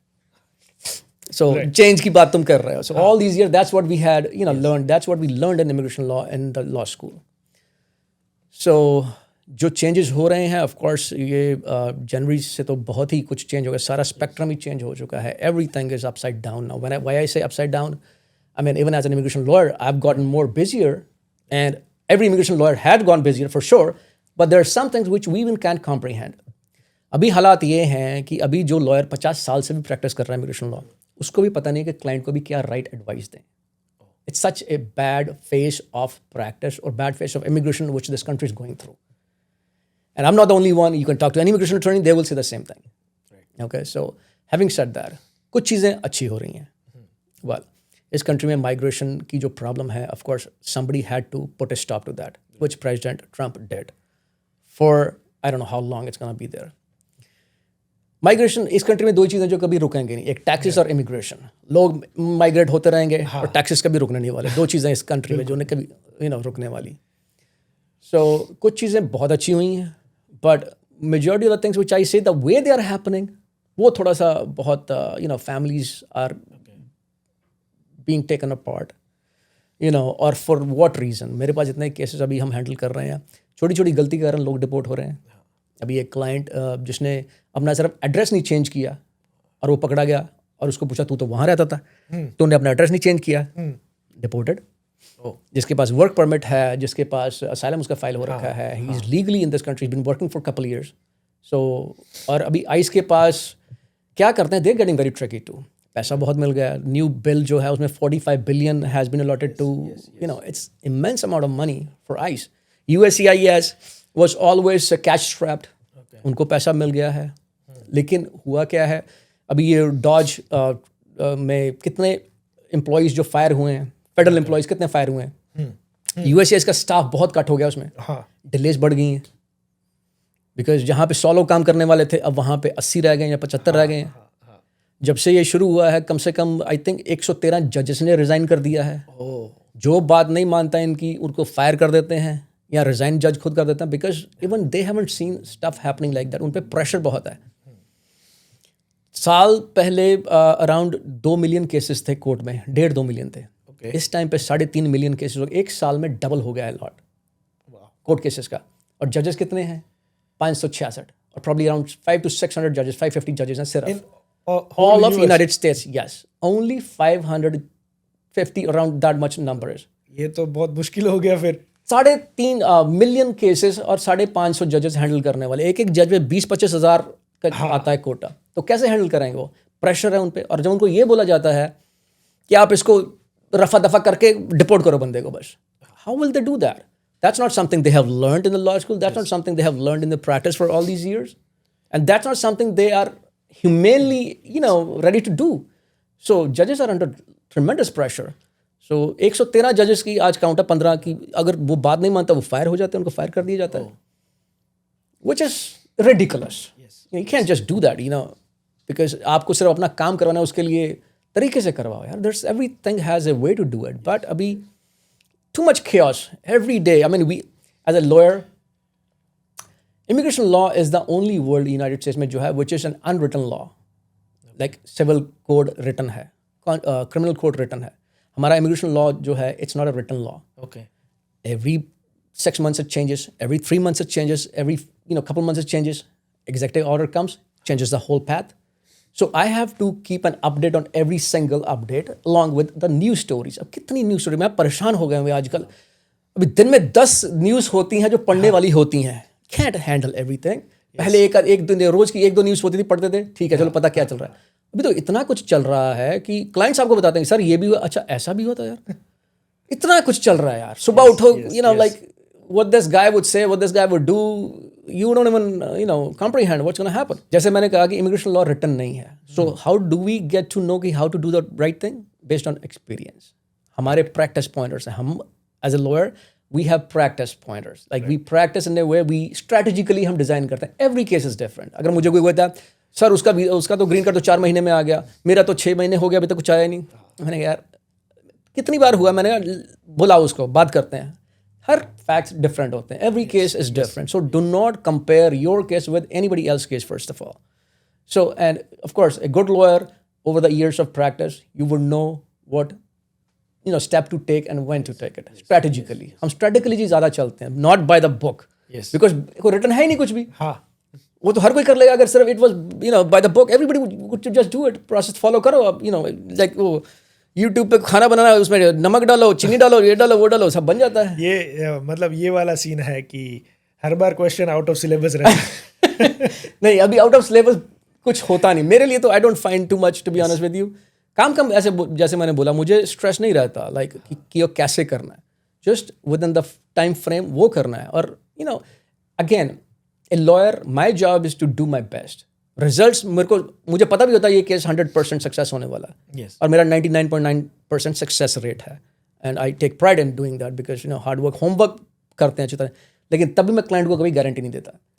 दे आस्क मी सर 100% गारंटी है. मैं कहा no, I am not in a business of giving you a guarantee. I am in a business of doing my best. Result अपने आप आएगा. यू गेट मी दिस, ये सब डॉक्यूमेंट्स दो, get me, मेरे साथ काम करो. और ये मैं जो फीस दे दिया, स्ट्रेस मेरी है, टेंशन में रहते हैं. मैं कहता हूँ पैसा मुझे दे देना, डोंट वरी, अब स्ट्रेस मुझे लेने दो. लेकिन जो मुझे चाहिए, get me that. I will make sure I get this case approved. Thank God 99.9% success rate है. राइट. सो अभी काफ़ी सारे चेंजेस हो रहे हैं. राइट. तो how is it affecting our South Asian community और for a broader perspective immigrants? Right. Well, एक चीज़ बताता हूँ, लॉ तो वही थे पहले भी, कुछ चेंज नहीं हुआ. इट्स जस्ट अब उनको इन्फोर्स किया जा रहा है. ओके. इमिग्रेशन लॉ में बताता हूँ, अभी इनफैक्ट क्रिमिनल एक्टिविटीज़ में भी हमारे लोग बहुत इन्वॉल्व हो रहे हैं छोटी छोटी चीज़ों में. पहले उनको छोड़ दिया, DUI किसी का हो गया, they won't bother much. Shop lifting थोड़ी बहुत हो गई. सो ऐसा नहीं है कि ये लॉज अभी बने हैं, कुछ चेंज अभी हुआ है. Okay, this has been there for a long time, but enforceability उसकी अब बढ़ गई है. 1996 में क्लिंटन ने एक्ट शुरू करा था उस टाइम पे, IIRA. उस टाइम पे भी बॉर्डर इमिग्रेशन रोकने का उनका था कि you have to curb the border immigration migration जो हो रही है over the border. And then specially जो यहाँ पे क्राइम्स हो रहे हैं, जो इमिग्रेंट्स अंदर आ रहे हैं, they were doing all these criminal activities, getting involve with us. उस टाइम पे ये लॉ शुरू हुआ था बेसिकली. राइट. लेकिन उसकी इन्फोर्सेबिलिटी इतनी हुई नहीं. Okay. So over the years Trump has not signed any other act or any other bill or any other law in place. Okay, it's the same act which they are pursuing as of today, but just the enforceability is way more than it was ever, because उस time पे for the बहुत अगर करते भी थे तो there were too many agencies or too many human relation activities जो करती हैं ये organizations. They were after the government. So they always gave them a pushback not to do that. Right. But now with the Senate and the House in his pocket, and now he's able to do everything, especially with all these Supreme Court judges. वहाँ पे majority अब Republicans की है, appointed judges जो हैं Trump के favor में ज़्यादा है. Anything which goes to the Supreme Court mostly gets in his favor. Right. ICE को अभी because उसका mandate election जीतने का second यही था कि मैं deport करूँगा, mass deportation शुरू करेंगे, which he is doing. So now they have mandated ICE की 3,000 लोग रोज के detain करने हैं आपको. That's one thing. अभी the new bill जिसमें इतना a big beautiful bill. Yeah. 45 billion has been allotted to ICE, which means they have a lot of manpower. They have a lot of more detention centers now. But the news we keep on listening and hearing to these days is basically that people are being treated like animals in all these detention centers. तब भी भर चुके हैं. 3,000 लोग भी आप रोज के करोगे, कितने detention centers बना लोगे यार? So it's still the same thing. So changes, as you said, everybody is in a fear of anybody who's not a citizen. And even the citizens are, we hear these news all the time. कि वो citizen वहाँ पे deport उसको detain कर लिया है, वो citizen वहाँ detain हो गया और बाद में they end up filing lawsuits against the ICE and Department of Justice. But डर एक पैदा कर दिया है इन्होंने community में, हर community में डर पैदा कर दिया, especially these. तो ये question बहुत वो होगा कि सिटीजन होने के बाद भी क्यों डिपोर्ट हो रहे हैं? Okay. There's a term called denaturalization. Okay. आप अगर नेचुरलाइज सिटीजन हो यहाँ के तो आप फिर भी डीनेचुरलाइज हो सकते हो, लेकिन कैसे? अगर आपने अपनी सिटीजनशिप एप्लीकेशन में झूठ बोला है, if you have misrepresent something and they get to no.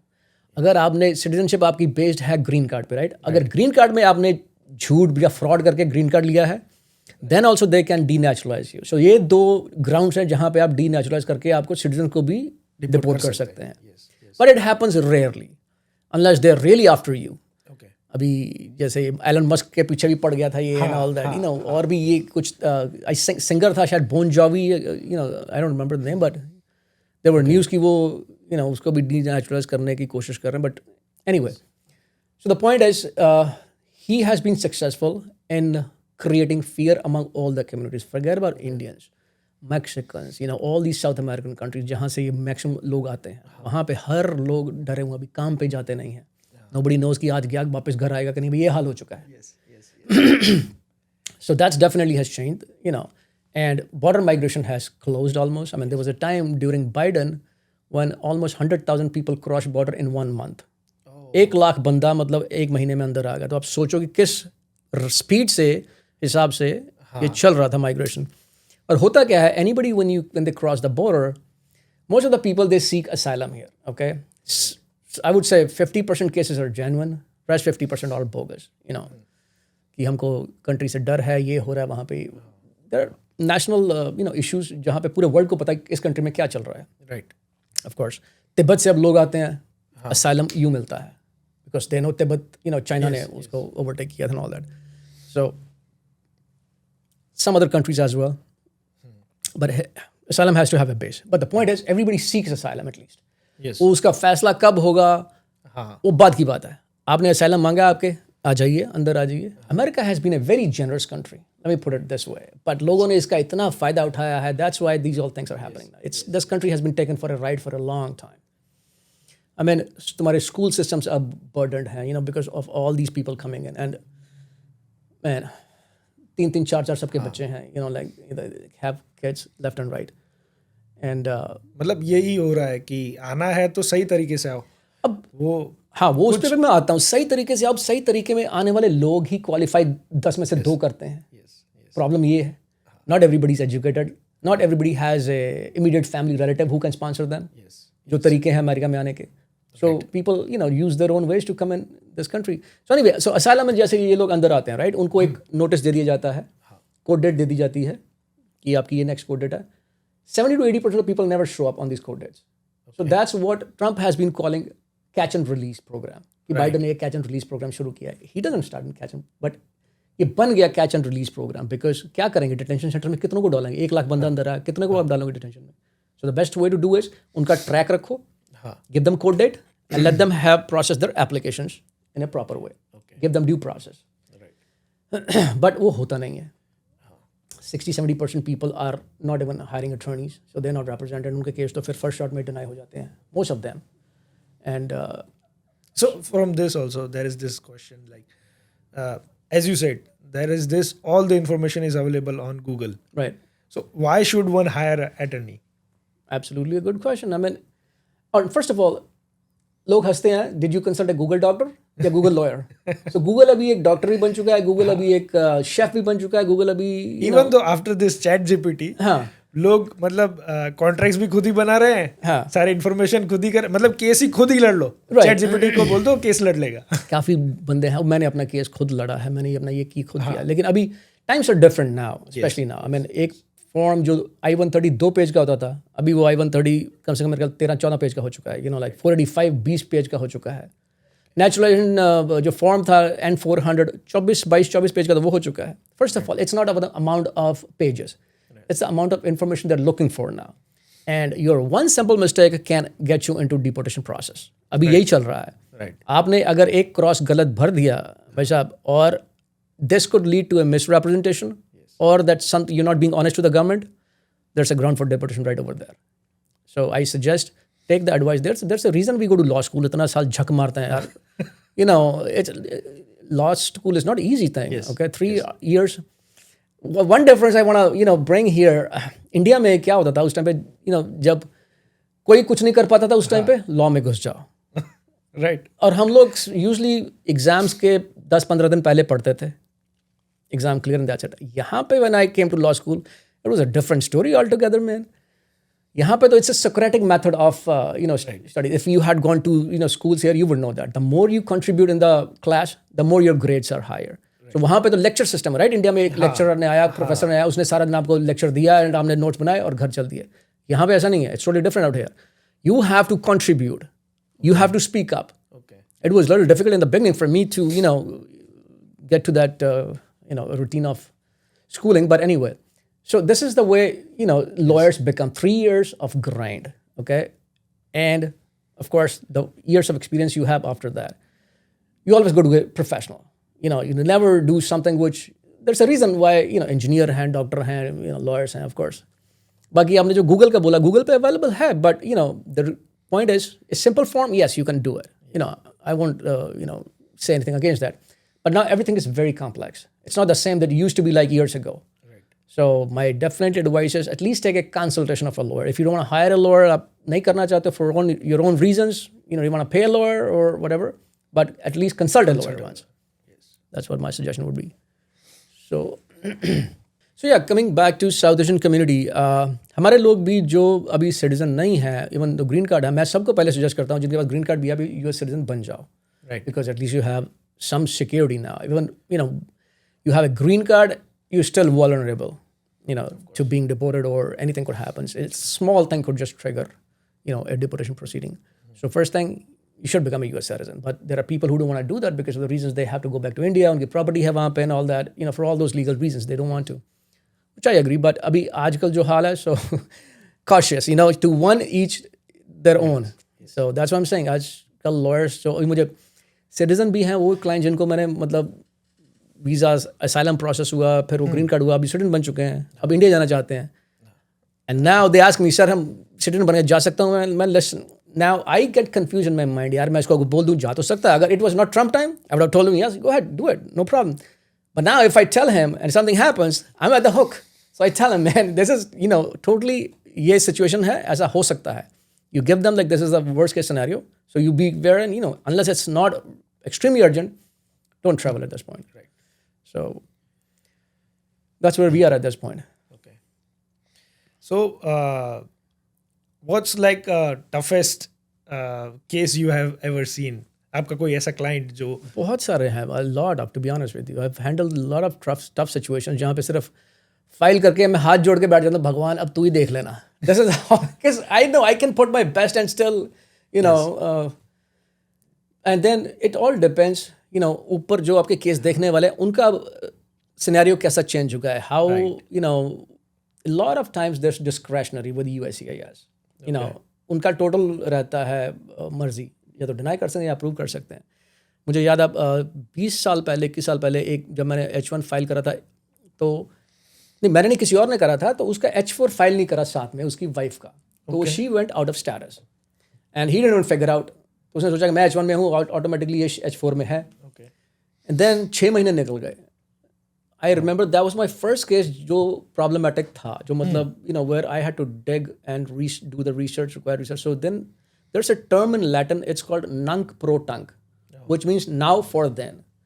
सो उसमें क्या होता है कि अगर आप आउट ऑफ स्टेटस हो चुके हो, उसके you have to be able to qualify for that first of all. If that provision can be applied to your case, that you haven't done anything wrong, you went out of status for no fault of yours, and you have no criminal history.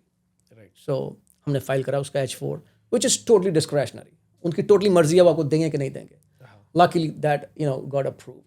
Right. So I was given quite some benefit and recognition for that, and I felt very good inside too. मैं पहली बार उस time पे कुछ करता, 21 साल पहले की बात है. That was my first complicated case. And then ever since, every single case, I have to do a lot of research, cases पढ़ने पड़ते हैं, लेकिन एक बार आपने कर लिया, the next, उसके जैसे 10 केस आए, you can handle them smoothly. Yes. Another case I remember, this girl, शादी होके इंडिया से आई यहाँ पे, बच्चे हो गए 2, and then domestic violence में she was, abused and stuff, घर से निकल गई, ग्रीन कार्ड कैंसिल हो गया उसका, शेल्टर में रह रही 2-3 साल. एंड देन मेरे पास फिर केस आया उसका, उन्होंने मैनहट्टन में लॉयर करा, अच्छे पैसे दिए उसको, lot of money compare to Okay. और एक बात, मैनहट्टन में पूरे अमेरिका में हर लॉयर की फीस बार एसोसिएशन कहती है कि इससे ज़्यादा आप चार्ज नहीं कर सकते. Manhattan New York is the only place, New York city, जहाँ पे there is no limit. A lawyer को चार्ज $100,000 I-130 फाइल करने के भी, अगर क्लाइंट दे दे उसको कोई प्रोसिक्यूट नहीं कर सकता. Oh. New York is the only place. So anyway, so they paid a lot of money to this New York lawyer, and कुछ नहीं हुआ, deportation order उसका लग गया.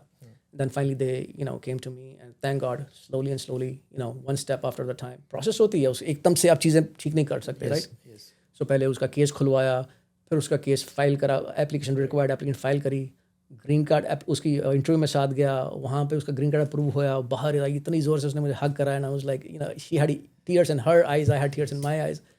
सो एज ए फैमिली पूरी एक देखो बनती है, फिर सिटीजन बनी वो फाइनली. सो ऐसी हमारा काम में ना बहुत कुछ स्टेक पे रहता है, आपकी लाइफ, आपका career, everything matters. So I can not mess up anything which I do, like stupidly हम काम कर ही नहीं सकते, अफोर्ड कर. इट्स लाइक डॉक्टर्स, लाइक थोड़ी सी गलती के कारण you could lose your life. The same thing, what we do, लोगों की लाइफ्स डिपेंड करती हैं, उस पर करियर्स डिपेंड करते हैं, आगे जनरेशंस डिपेंड करती हैं उनकी. So thank God that God has given this opportunity to me, and I feel blessed. So it's a big responsibility on my shoulders to, do that, rightfully. In terms of family law, what should people know before taking any legal steps? Well, first of all, family की situation ठीक रखो. Okay. Marriage itself is a compromise here. You have to be able to adjust. I mean, then again, every case is different. Every, situation is different. So worse come worse, when you have decided to be apart together for all the reasons you may know better. Nobody can be in the shoes of any person. कोई किसी को judge नहीं कर सकता वहाँ पे, उनको अपने decision खुद ही लेने पड़ते हैं, and because they know their situation better than anybody else can understand.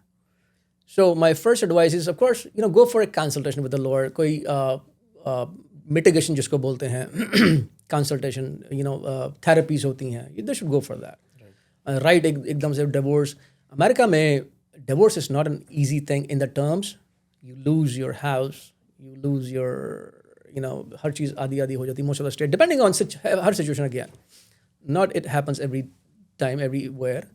But एक चीज़ और मैंने देखी है, एनी टाइम 911 कॉल करते हैं, कोई ना एक स्पाउस 911 कॉल करेगा, ये हुआ डोमेस्टिक वायलेंस, उसने ये किया वो किया, तो 911 कॉल होती है.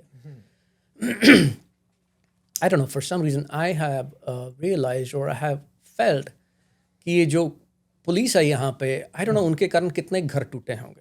ओके, बिकॉज होता क्या है, कॉप्स आ जाएंगे and then they will insight, they will talk to the wife, they will talk to the husband. Wife को पूछेंगे, do you need a restraining order against the husband? Sometimes wife says yes, मुझे डर है. भाई साहब, वहाँ से शुरू होता है काम आपका. जब ये पुलिस और एजेंसीज इन्वॉल्व हो जाती हैं ना, फिर कितने घर टूटे देखे हैं मैंने. सिचुएशन को मिटिगेट करो. डोंट थिंक कि जस्ट बिकॉज आपको पुलिस ने थोड़ा संरक्षण दे दिया है and you feel the queen of the world और the man feels the king of the world, don't do that. Because वो हस्बैंड को पूछेंगे, आपको रिस्ट्रेनिंग ऑर्डर चाहिए, वाइफ को, और sometimes I feel the inside too, which is not a good thing. And then once that happens, temporary restraining order हो जाता है, उसके बाद final restraining order, फिर of course मन में खत्म हो जाता है एक दूसरे के लिए. And then of course the next route is to go through a divorce. So my suggestion is to not involve any agency unless you can handle it yourself. Because मैंने देखे हैं बहुत घर टूटते देखे हैं ऐसे. So I would not advise, unless it's like domestic violence चल रहा था, of course, you have to Of course. get all the required help. So that's one advice. And then, of course, consulting a lawyer is the first thing you need to do. That's where everything starts from. On the business side, Right. what tips would you give to entrepreneurs who are just starting out? Well, first of all, have the experience of what you want to start, right? Don't just jump into कितने ही incorporation, 1/3 probably successful रहती हैं. The success rate is what, 20% maybe? 80% of the businesses, they fail in the first year or second year. So make sure you know what you're doing first of all. Right. You have taken a decision to be on your own, which is not an easy decision. When I started my firm, I had 9 years experience. I've seen even lawyers who started right out of law school, they started their own firm or practice. And I know how many cases they have messed up. I know how many lives they have played with, which is not a good thing to do. Experience लो, जो भी काम करना चाहते हो. Incorporating is something simple. India जैसा यहाँ पे है नहीं. आप 5 मिनट में यहाँ पे कंपनी incorporate कर सकते हो. लेकिन but do you have the required funds? Do you have the required experience to do that, what you're trying to do? Do you have the required knowledge? Do you have the required backing and infrastructure है आपके पास? So once you have that, उस पे homework करो. Initiating a business is the last thing you should be thinking about. That's something easy. Chartered accountant है, यहाँ पे CPAs हैं, they'll tell you the tax, consequences of whatever. That's not a question I'm going to be answering on their behalf. Yes. But of course, knowing what you do, what you need to do, that's the most important part of any entrepreneur.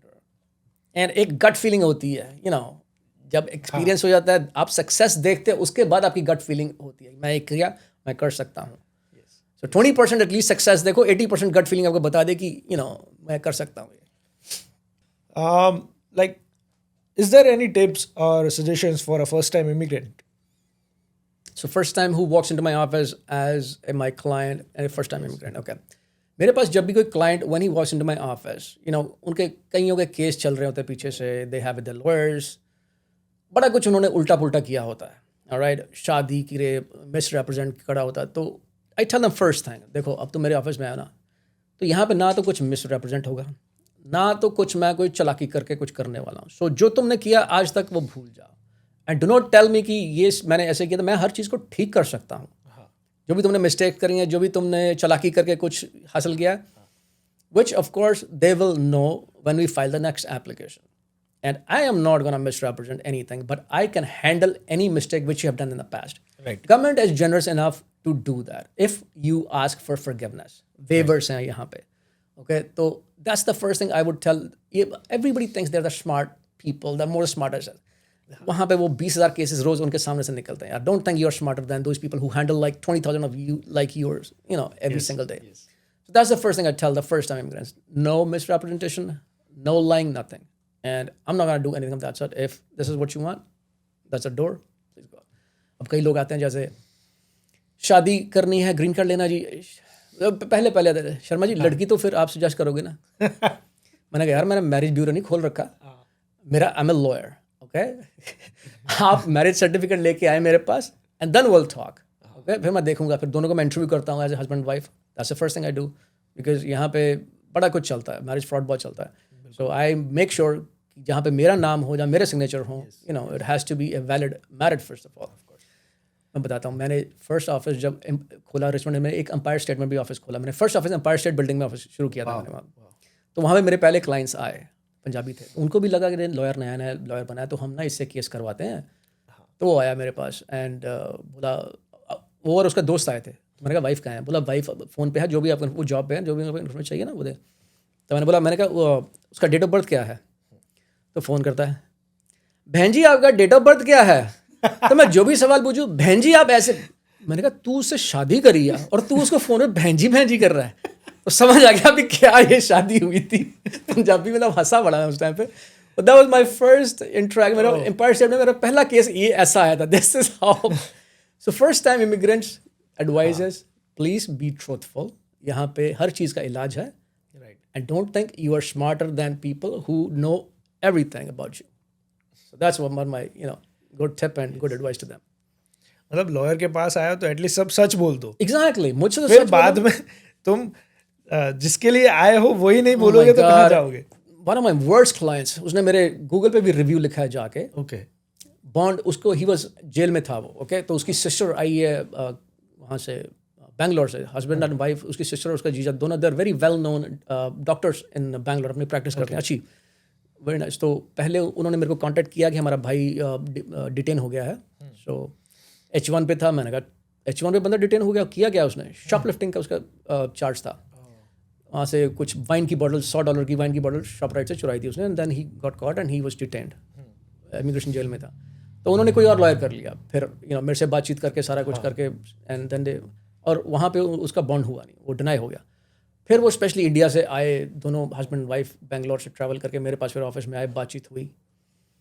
तो ये है. मैंने कहा अब एक बार bond refuse हो जाता है ना, तो second time bond it's very difficult to get the person out on a bond again, because the जज is looking for what has change now. The only way you can file for the bond second time is what has change now. So anyway bond request file करी. वो case मेरे पास 6 महीने चला और इस बंदे ने इतना झूठ बोला मुझे, हर बात पे झूठ बोलता गया. उसके बाद में उसके एक केस नहीं शॉपलिफ्टिंग के थे, मैंने क्रिमिनल अटर्नी हायर किया. देन वी फिगर्ड आउट उसके 3 केस ऑल शॉपलिफ्टिंग के उससे पहले चल रहे हैं, उसने बताया नहीं थे. फिर और इतना झूठ बोला गया. अपनी गर्लफ्रेंड को भी लेके आया उस पर, वो जज के सामने उससे भी झूठ बुलवाया. And then I was like enough is enough. मुझे वो मूवी याद आ गई एक, जिसमें वो अक्षय खन्ना था और वो अजय देवगन उसको हायर करता है, और उसमें वो अजय देवगन स्प्लिट पर्सनैलिटी होती है मूवी, वो दीवान की कुछ ऐसी मूवी थी. सो अजय देवगन को उसको अक्षय खन्ना को बड़ा झटका लगता कि ऐसे मेरे को इसने मतलब ड्यूप किया ये मेरे क्लाइंट ने, मैंने इस पर इतना भरोसा किया. That's exactly the feeling I had when this guy told me कि अपनी तूने गर्लफ्रेंड को भी वहाँ पे जज के सामने झूठ बुलवा दिया यार, मेरे से भी झूठ बुलवाया. I withdrew from the representation at that point of time, and then this guy goes and then writes a review, nonsense review. मैंने कहा, you know what, I don't have to discuss the case, but if the need be, I will, But anyway, ऐसे भी होते हैं cases. मतलब कुछ लोग ज़्यादा ही ओवर स्मार्ट, बहुत ओवर स्मार्ट बनने की कोशिश करते हैं. Why? मैं तुम्हारा इलाज करने वाला, मुझे तो बताओ सारा कुछ क्या है. If I don't know what I'm getting into, how would I, get you out of that situation? हर चीज़ का रास्ता है अगर सच बोलोगे. Exactly. हर चीज़ का रास्ता है, इलाज है, लेकिन बताओ तो सही हुआ क्या है. सो दैट्स द एडवाइस कि मेरे ऑफिस में आओ तो यहाँ से अब शुरू हो जाओ सच बोलना. पीछे जो किया I don't care what you did, if I can handle it, which most that of the times we do, but अगर चीज़ें हद से बाहर ही हो जाएं पीछे जाके तो चेंज आप कर नहीं सकते हो. So any recent cases you remember कि जहाँ पे कुछ नया आपके सामने आ गया? और हाँ, अभी नया आया है एक नया, खैर हर एवरी केस इज़ डिफरेंट. जैसे मैंने बोला, अभी एक क्लाइंट है जिसका मैं केस हैंडल कर रहा हूँ जो 2-2.5 साल तक जेल में रह के आया है, सिंपल मैरिजुआना के चार्जेस में सम अदर स्टेट. तो अभी उसका मैं केस हैंडल कर रहा हूँ. एक लड़का वो है जिसका मैं बता रहा था पहले कि उसने सिर्फ एड्रेस चेंज किया अपना और वो डिपोर्ट हो गया. I felt so bad about this guy.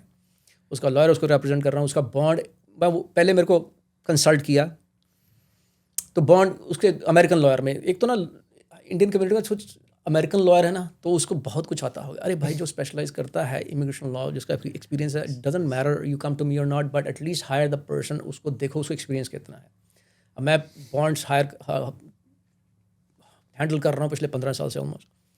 कितने लोग बाहर निकलवाए हैं, और 99% लोग बाहर निकलवाए हैं. सिर्फ 1-2 केसेस जो नहीं निकले वो सिर्फ इसलिए कि उनका पहले बॉन्ड डिनाई हो चुका था. अब ये बंदा, बिकॉज जब भी आप इमिग्रेशन में केस फाइल करते हो, if you change the address, of course you have to let the government know in 10 days.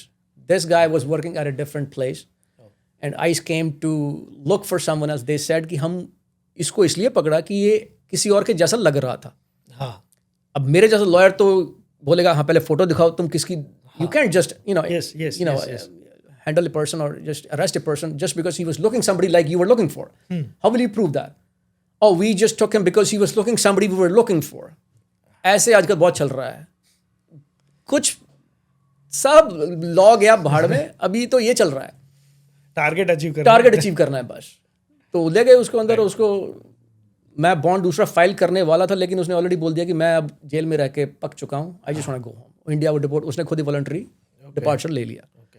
So I felt very bad for the kid, उसका बॉन्ड, वर्क परमिट है, सब कुछ है, कोई क्रिमिनल हिस्ट्री नहीं है, nothing of that sort. People who are working hard in this country, they are वो कहते हैं ना, गेहूं के साथ घुन भी पिस रहा है, ये वो चल रहा है। So be very cautious, be on top of everything. Address change करना है, करो, राइट अवे करो, जो भी है, whatever. Do not take any chances at this time, absolutely not the time. आप भी फर्स्ट टाइम इमिग्रेशन प्रोसेस में, आपका भी कुछ हमारी जैसे पहले बात हुई, मिस्टेक हो गई थी, फिर so tell us something about that. Sure. मैंने यार अपना ग्रीन कार्ड भी फाइल करा था खुद, अपना एम्प्लॉयमेंट बेस्ड मेरा ग्रीन कार्ड फाइल हुआ था, I-140 फाइल हुआ था, एंड देन वो अभी प्रोसेस में था। फिर मेरी शादी हो गई यूएस सिटीजन से। सो मैं खुद I did my employment based and family based immigration all by my self. So but मेरी जो फैमिली बेस्ड ग्रीन कार्ड था वो थोड़ा डिले हो गया था, just because my they had to close one file first, that's when they granted me the green card, एक file close करके, तो उसमें थोड़ा सा डिले हो गया, that's okay. But point is कि मैं खुद निकला हूँ उस सारी प्रोसेस से जो मैं अभी प्रैक्टिस भी करता हूँ। How do people apply for asylum, basically who are eligible? Sure. So asylum is basically based on the fear of persecution, Okay.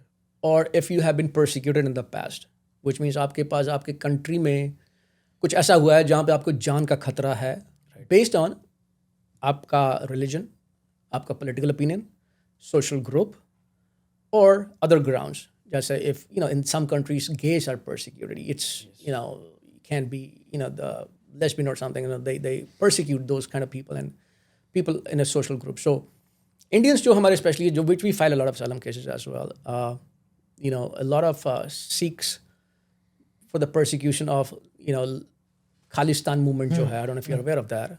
A lot of Sikh community has filed asylum cases in America, a lot of them since 80s. When they were involved, they were asking for a different country, like Punjab को वो एक different country बनाना चाहते थे. So Indian government of course उनको persecute किया. A lot of people were killed. I mean, Punjab has a history of violence for a long time until that it's happening. So that's one part where their political opinion was persecuted. They were persecuted and they came to this country. They got asylum. So and then minorities India में भी persecute होती हैं. Christians persecute होते हैं, which we hear all the time. Muslims persecute होते हैं being a minority. So वो लोग यहाँ पे आके asylum भी फाइल करते हैं. Right. This country gives them protection. And asylum आप फाइल करते हो, फिर आप कोर्ट में केस लड़ते हो, डिपेंडिंग ऑन। asylum भी दो तरह का होता है। एक होता है अफर्मेटिव, जो बेसिकली आप जब एक वीज़ा लेके आते हो, जैसे विजिटर वीज़ा पे आप आते हो और यहाँ पे asylum फाइल करते हो, दैट्स कॉल्ड अफर्मेटिव। सो वो आप USCIS के साथ फाइल करते हो। दूसरा होता है डिफेंसिव, जो लोग बॉर्डर क्रॉस करते हैं और वो लोग asylum आके फाइल करते हैं, तो उनका सीधा केस कोर्ट में जाता है, जज के पास। वेराज अफर्मेटिव दो स्टेजेस में होता है। पहले आपको USCIS ऑफिसर आपको इंटरव्यू करेगा, अगर वहाँ पे आपका केस पास हो गया, so you get the asylum, 1 साल बाद आप ग्रीन कार्ड फाइल कर सकते हो। Compared if it's not granted, then आपका केस जज को रेफर किया जाता है, लेकिन डिनाई नहीं करता। asylum officer will not deny your case. All they can do is either approve it or they will recommend it to the judge, refer it to the judge basically. That's what happens. Then of course same process, court में फिर आप अपना case लड़ते हो। जज के सामने थोड़ा आसान हो जाता है as compare to asylum officer, because asylum officer के पास उतनी ही लिबर्टी और उतनी ही रहती है to grant your case basically. कोई ऐसा कोई एग्जांपल या कोई केस आप शेयर करना चाहोगे जो हाँ श्योर, मेरे गूगल रिव्यूज़ पे भी है, लोगों ने, हमने कितने लोगों को asylum दिलवाया है, गुजरातीज़ को भी, पंजाबीज़ को भी। इनफैक्ट मैंने अभी अनदर कंट्रीज़ के भी करे हैं, जहाँ पे एक आई रिमेंबर बेलारूस से है एक जिसका हमने केस फाइल करा है। वहाँ पे शी वाज ए जर्नलिस्ट और वहाँ पे गवर्नमेंट चेंज हुई है। And some South American countries जहाँ पे बहुत ही things are upside down politically and these are world known facts. So वो सिचुएशन को देख के हॉन्डुरस के हमने करे हैं, गैंग मेंबर्स जो वहाँ पे हैं, Haitian. So we have filed asylum for lot of Pakistanis के करे हैं। वहाँ पे CR सुन्नी में जो लड़ाई होती है उस चक्कर में। सो asylum बेसिकली एक तो आपकी पर्सनल सिचुएशन होगी, राइट? एक आप मुझे अपना पर्सनल स्टेटमेंट देंगे जिसमें आपके साथ क्या हुआ, आपकी पूरी लाइफ हिस्ट्री में ले लेता हूँ उनसे, या मुझे बताएं हुआ क्या एग्जैक्टली, पूरी स्टेटमेंट मेरे को आपकी चाहिए, राइट? दूसरा जो मुझे as a lawyer I have to dig all the details in that particular country.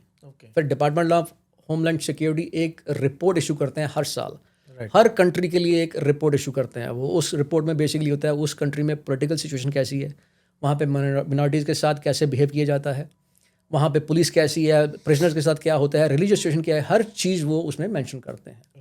सो अब अगर मौका लगे तो इंडिया की पढ़ो रिपोर्ट 2024 की, यू विल नो क्या क्या चल रहा है इंडिया में. That will give you a brief of basically what's happening in the country in the ice of United states. So that's the basically term. फिर मुझे उसके साथ और reports, you know, I dig into details. Report सारी कोई organisation report दी है, news stories इतनी पढ़नी पड़ती हैं, फिर वो अटैच करनी पड़ती हैं साथ में. That's basically bills an asylum case. तो मोस्टली इतना बड़ा पैकेज हम भेजते हैं साथ में. सो असाइलम 4 पार्ट्स में होता है बेसिकली. आप प्रीवियसली अपने कंट्री में परसिक्यूट किए गए हो, आपके साथ धक्का हुआ है, आपके साथ जान के मारने की, आपके साथ फिजिकली हुआ है. सेकंड, जिसने भी किया है वो या तो गवर्नमेंट ने किया है या गवर्नमेंट के आदेश पे किसी ने किया है. जैसे पुलिस ने किया है या गवर्नमेंट ने किया है या किसी एजेंसी ने किया है जो गवर्नमेंट की एजेंसी है. राइट. थर्ड, आप अगर अभी जाएंगे वापस तब भी आप परसिक्यूट होंगे. Right. That's the third part. Fourth part, अगर आपको लेट्स से आपके साथ पंजाब में कुछ हुआ है, अगर आप मणिपुर में, जज बोलेगा मणिपुर में चले जाओ, केरला में चले जाओ, तो वहाँ तो जाके कोई नहीं तुमको पहचानेगा. यस. सो ये आपको यही प्रूव करना है कि मैं कंट्री के किसी और पार्ट में भी जा नहीं सकता. हाँ. सो ये 4 पार्ट्स में हमको असाइलम का केस जीतते हैं हम लोग. Right. ये 4 पार्ट्स प्रूव करते हैं. राइट. सो यू नो, अभी तो इंडिया में मैक्सिमम इसी बात पे पहले होता था, अभी अगर पंजाब में तुमको प्रॉब्लम है तो केरला में चले जाओ. राइट. तो अभी आधार कार्ड हो गया ना. हाँ. तो बंदा बोलता है कि, और लॉ ये कहता है कि अगर आप केरला में चले जाते हो और वहाँ भी आपको छुप के रहना पड़े या डर के रहना पड़े, वो लाइफ नहीं है. Of course. वो लाइफ नहीं है. No, that's not something you are, you know, pursuing your livelihood over there. So डर के नहीं रहना. अगर ऐसा है तो then of course you not safe in any part of the country. So ये 4 पार्ट्स में हम असाइलम केस प्रेजेंट करते हैं. Then you know, thank God you have one almost every single asylum case. जैसे हमारी बात हुई अभी कि आइस की रेड्स बहुत बढ़ गई है. Correct. राइट. तो if ICE knocks your door और कहीं पे जॉब कर रहे हैं वहाँ पे आ गई, जैसे हमने अभी सुना कि Right. एडिसन में भी अभी रेड हुई. करेक्ट. कई लोगों को पकड़ लेता है. राइट. सो वैसे सिचुएशंस को कैसे टैकल करें, या कोई क्वेश्चंस वो पूछ रहे हैं तो उनको आंसर कैसे करें? राइट. सी, जनवरी से लेके अभी तक, जून तक, आइस बहुत इन्होंने उत्पात मचा रखा था. देवर रेड्स हर जगह पड़ रही थी. तो जून में थोड़ा ना लोगों ने प्रोटेस्ट शुरू करना किया. People who had even voted for Trump, उनके भी बिजनेस बहुत सफ़र करने शुरू हुए. तो अभी रिपोर्ट आई है अगस्त फर्स्ट वीक में कि जुलाई में वो कम हो गया अभी काफ़ी, first of all, Okay. Which is a good news. Respect for the people. And now उनका जो कॉन्सेंट्रेशन है वो है people with the criminal rackets. Okay. Okay, mostly people with DUIs, shoplifting, चाहे वो $10 की भी हो. पहले $100 से नीचे कुछ दे वर नेवर बॉदर्ड. बट अभी कितने गैंग्स, एज पर ट्रम्प, बहुत सारे गैंग मेंबर्स भी एंटर हो चुके हैं कंट्री में. So which is a good thing they are doing, they making the community safe. Yes. So एक पार्ट अच्छा कर रहे हैं. एंड नाउ योर क्वेश्चन कि अगर आइस आपके घर, if they come knocking to your door और at your businesses, of course if you have a criminal record there is nobody who can save you at this point. Right. और law में एक है कि जब भी कोई बंदा अरेस्ट होता है उसको पहले ही कैन, सबसे जो पावरफुल स्टेटमेंट एक बंदा अमेरिका में दे सकता है, I need a lawyer. Okay. That's the most powerful statement any person can tell the police, I need my lawyer. Immigration में, in our field, it doesn't work that way. They don't care if you have a lawyer. They don't care if you need a lawyer. उठा के ले जाएंगे. भाई साहब, it's a federal offense. You know, you are in federal detention right now. Right. So if ICE comes to knocking your door, first of all, they have to come with a warrant. Okay, knock करते हैं, पूछो उनसे आपके पास warrant है ना. Warrant भी अब 2 तरह के होते हैं. एक होता है आइस का वारंट होता है, एक होता है जुडिशियल वारंट. एक होता है जो वारंट आइस ऑफिसर साइन करता है. You don't need to open door for that. Okay. उनको बोलो स्लाइड करो जो वारंट है आपके पास. If that's the warrant they have, you don't need to worry about that. But if it's a judicial warrant, जज का साइन किया हुआ वारंट है, of course then they you know have all the right to come inside, to check your premises and of course to take you in detention. Right. सो ये आप याद रखिए. और प्राइवेसी कहाँ कहाँ अप्लाई करती है? घर में ऑफ कोर्स आपकी अप्लाई करती है. At a workplace maybe not, it depends. If you have a you know closed office, if you have a cubicle, what kind of office you have. आपकी car में, if they have the permission, you are in the public right now. Right. So आपको stop कर सकते हैं. उसके लिए reason होना चाहिए. एक प्रोबेबल कॉज होता था. आपको जस्ट अगर आपने मर्डर भी किया है ना, आप गाड़ी में जा रहे हैं, आपको कोई रोक नहीं सकता. Okay. You need to have a probable cause कि रोका क्यों है मुझे, गाड़ी मैंने इधर उधर करी है, क्या हुआ है, what is the reason you stop in the first place. Okay. I mean if he doesn't know, right. Right, probable cause, अभी उसकी भी धज्जियां उड़ चुकी हैं आजकल प्रोबेबल कॉज की. They will stop anybody and anybody anywhere, Yeah. You know, without a probable cause. And then of course you end up proving. But अगर आपके पास स्टेटस ही नहीं है तो फिर आप खुद ही डरे हुए हो, Yes. खुद ही you inside you know that you're wrong somewhere, so you give up the fight basically. लेकिन एक चीज़ समझ जाइए, हर बंदा who is in American soil has certain rights, constitutional rights. Due process is one of them.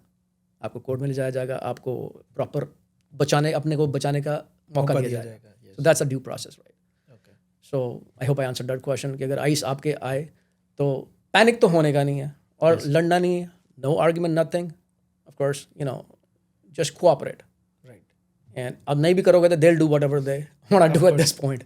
So Right.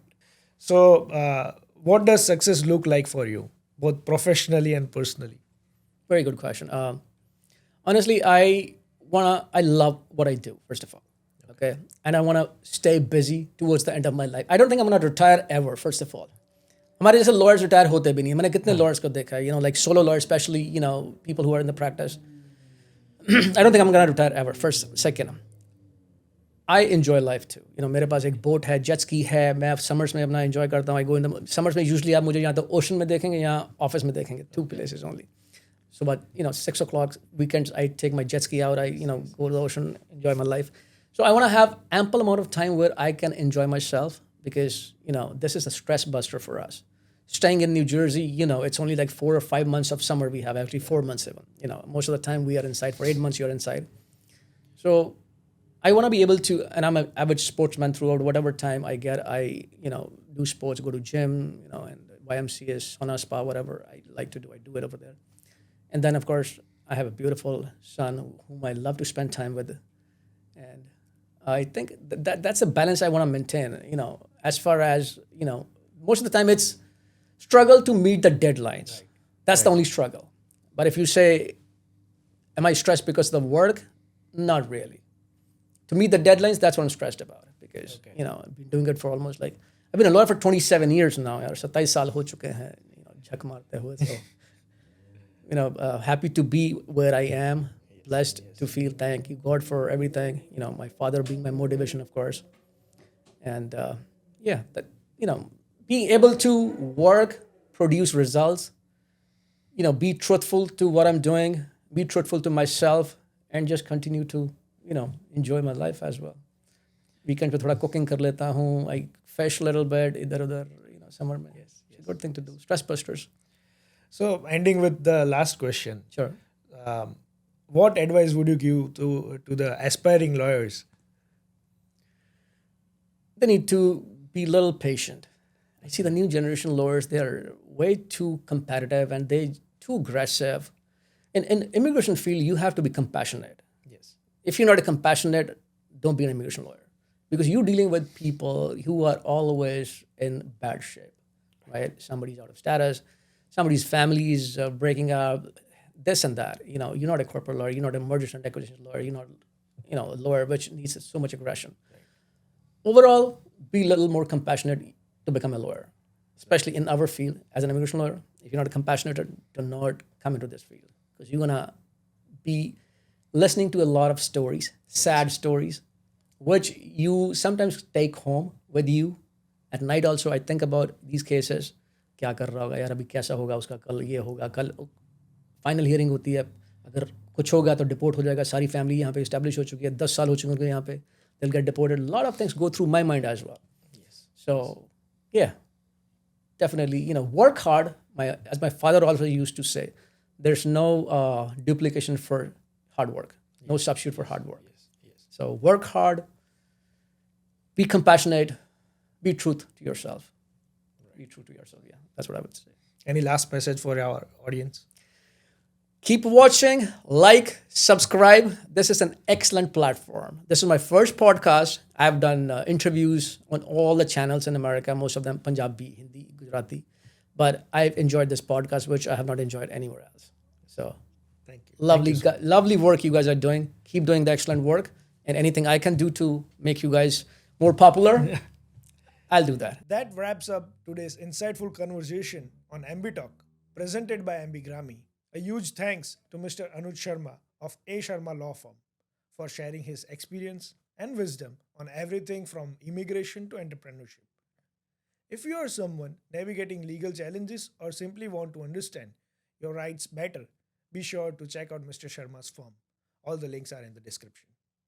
And remember, if this episode resonated with you, like, share, subscribe, and hit the bell icon so you never miss a future episode.